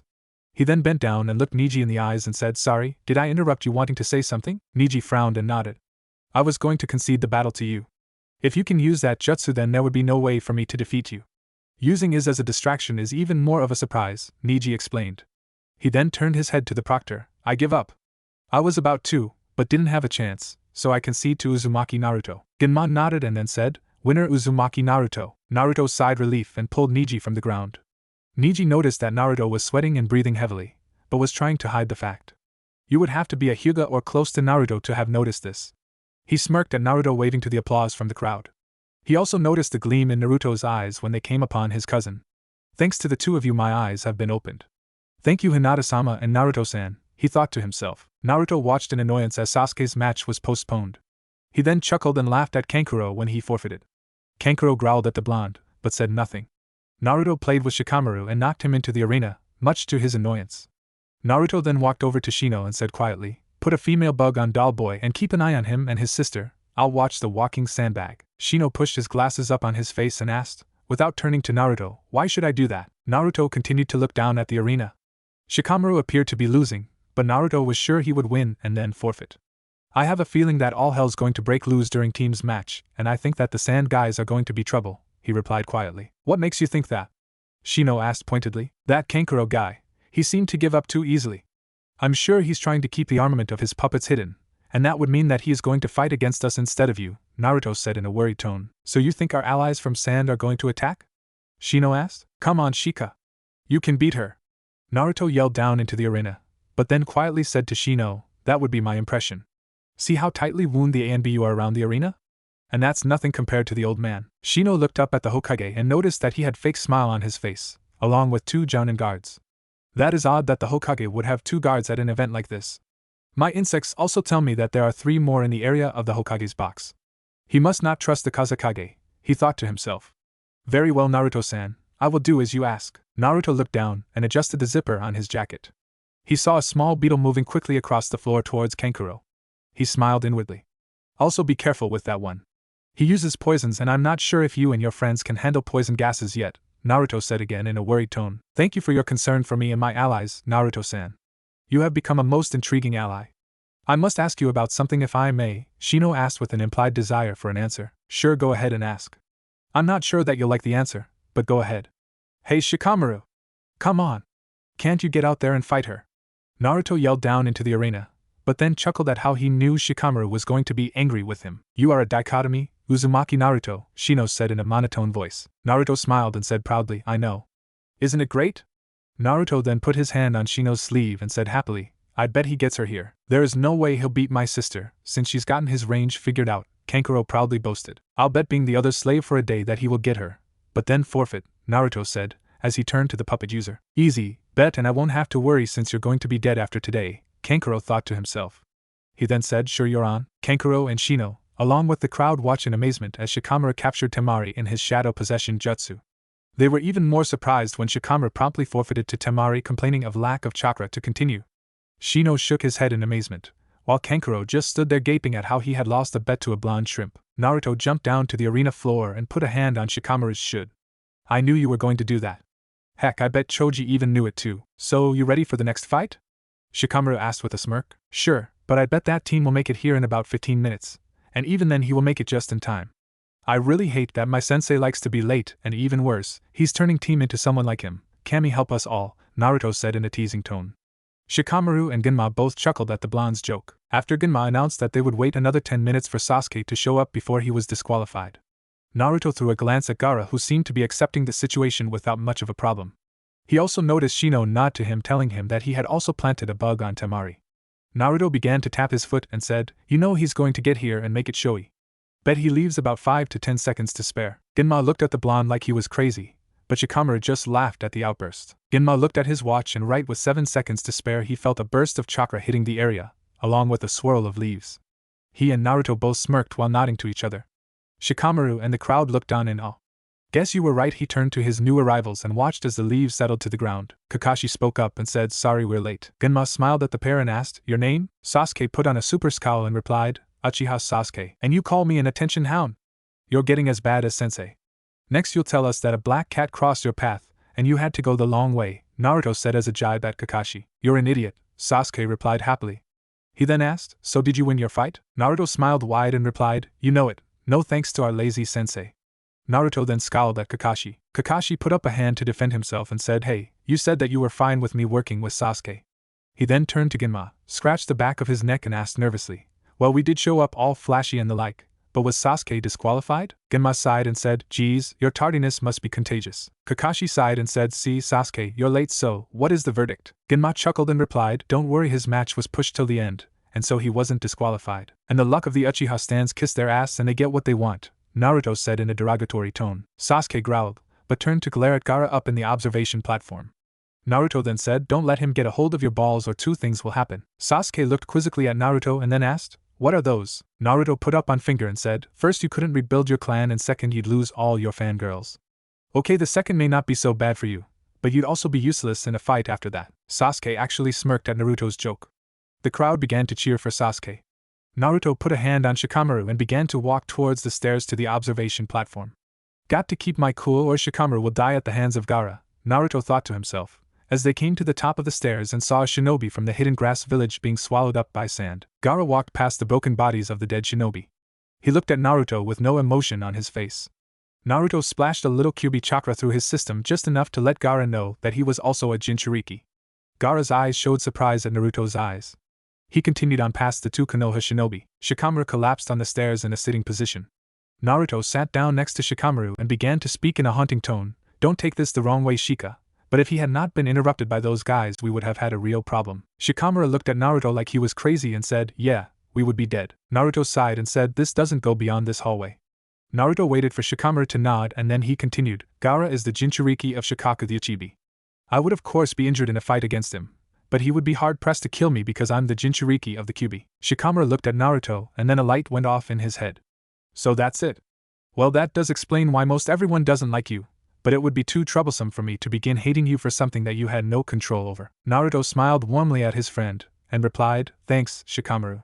Other than one other, it feels good to know that some people don't judge me on what is sealed in me. Shikamaru chuckled at Naruto's admission and said, so how is it going with Hinata? Naruto slapped his fist in his hand and exclaimed, damn, how did you know? I didn't until now, but I had a feeling that it was the case, Shikamaru admitted. Guess you are the smartest one of our generation, Naruto said jokingly. He then continued, I think we should warn my Tardy-sensei about Gaara and what Sasuke is up against. Also be on your guard, something doesn't seem right. You mean like that puppet guy giving up before the fight? Yeah, that bothered me too. What are you thinking, Naruto? Shikamaru asked, as the pair headed to the stands to find Kakashi. Everyone was focused on the match between Gaara and Sasuke that they didn't notice Naruto and Shikamaru enter the stands behind Kakashi. So he went ultimate defense? You know Sasuke-chan using Bushy Brow's taijutsu isn't enough to beat Gaara, Naruto said to anyone who would listen. Naruto Sakura said angrily, chill out Sakura-chan. He stole Bushy Brow's taijutsu, but I'll bet that Kakashi Team Sensei gave him more than just taijutsu to work with, even if he lacks the stamina to use the taijutsu effectively, Naruto said, while cupping his chin in his hand. Naruto-kunly said sadly, but with a smile on his face, you know from his fight with Bushy Brow, that he can use that sand like another limb. There is a chance that Gaara will kill Team. I know you spent the whole month with Team, and taught him your special jutsu, but it won't be enough to do more than injure him, Naruto explained. Suddenly there was a screeching sound like a flock of birds. You'd be surprised what he can do with a little encouragement, Kakashi said under his breath. Guy turned to Kakashi and asked angrily, no way, is that? Kakashi looked down at the arena and said, the reason I trained Sasuke is because he's the same type as me. So that is the reason, you trained him in taijutsu, so you could also work on increasing his speed, Guy explained. Yup, Kakashi happily replied, and you taught him Chidori, an assassination jutsu on the Kazekage's son no less. That will make for great international relations, Naruto said in a sarcastic tone. How do you know about the Chidori, Naruto? Kakashi asked. You're the most well-known shinobi in the Leaf and my supposed sensei. Why would you not think that I would do some investigating of you? Naruto asked. Kakashi shrugged and said, I guess that explains your knowledge to some extent. This technique is based on a simple stab, but there is more to it. It is Kakashi's sole original technique. It's a technique specifically made for assassinations. The speed of the stab and the enormous amount of chakra that used, also because the chakra is concentrated in the hand along with the speed of the user, all you hear is the chirp it produces, like the sound of 1,000 birds running towards you. And that is the reason it is called the Chidori, Guy explained. Naruto nodded, but then shook his head, as he looked on to see Sasuke's left arm penetrate the sphere of sand protecting Gaara. Oh well, at least he might get away. Poor Gaara is going to feel that in the morning, Naruto thought to himself. Chidori, also known as lightning edge or Raikiri, a technique name given when Kakashi cut a lightning bolt with said technique, Guy explained. He sighed and then continued, its true name is Chidori. It is known for its stabbing speed that pushes the limits of the human body, and the huge amount of chakra that is focused in that single arm becomes the blade of a sword that can cut through anything. But what a truly ridiculous technique it is. Like you should talk right, Lee-kun? Kakashi asked playfully. Sakura began to gleefully say, well, it's beyond my level. Yes, we both know how many jutsu that Kakashi has taught us, Naruto said in a derogatory tone.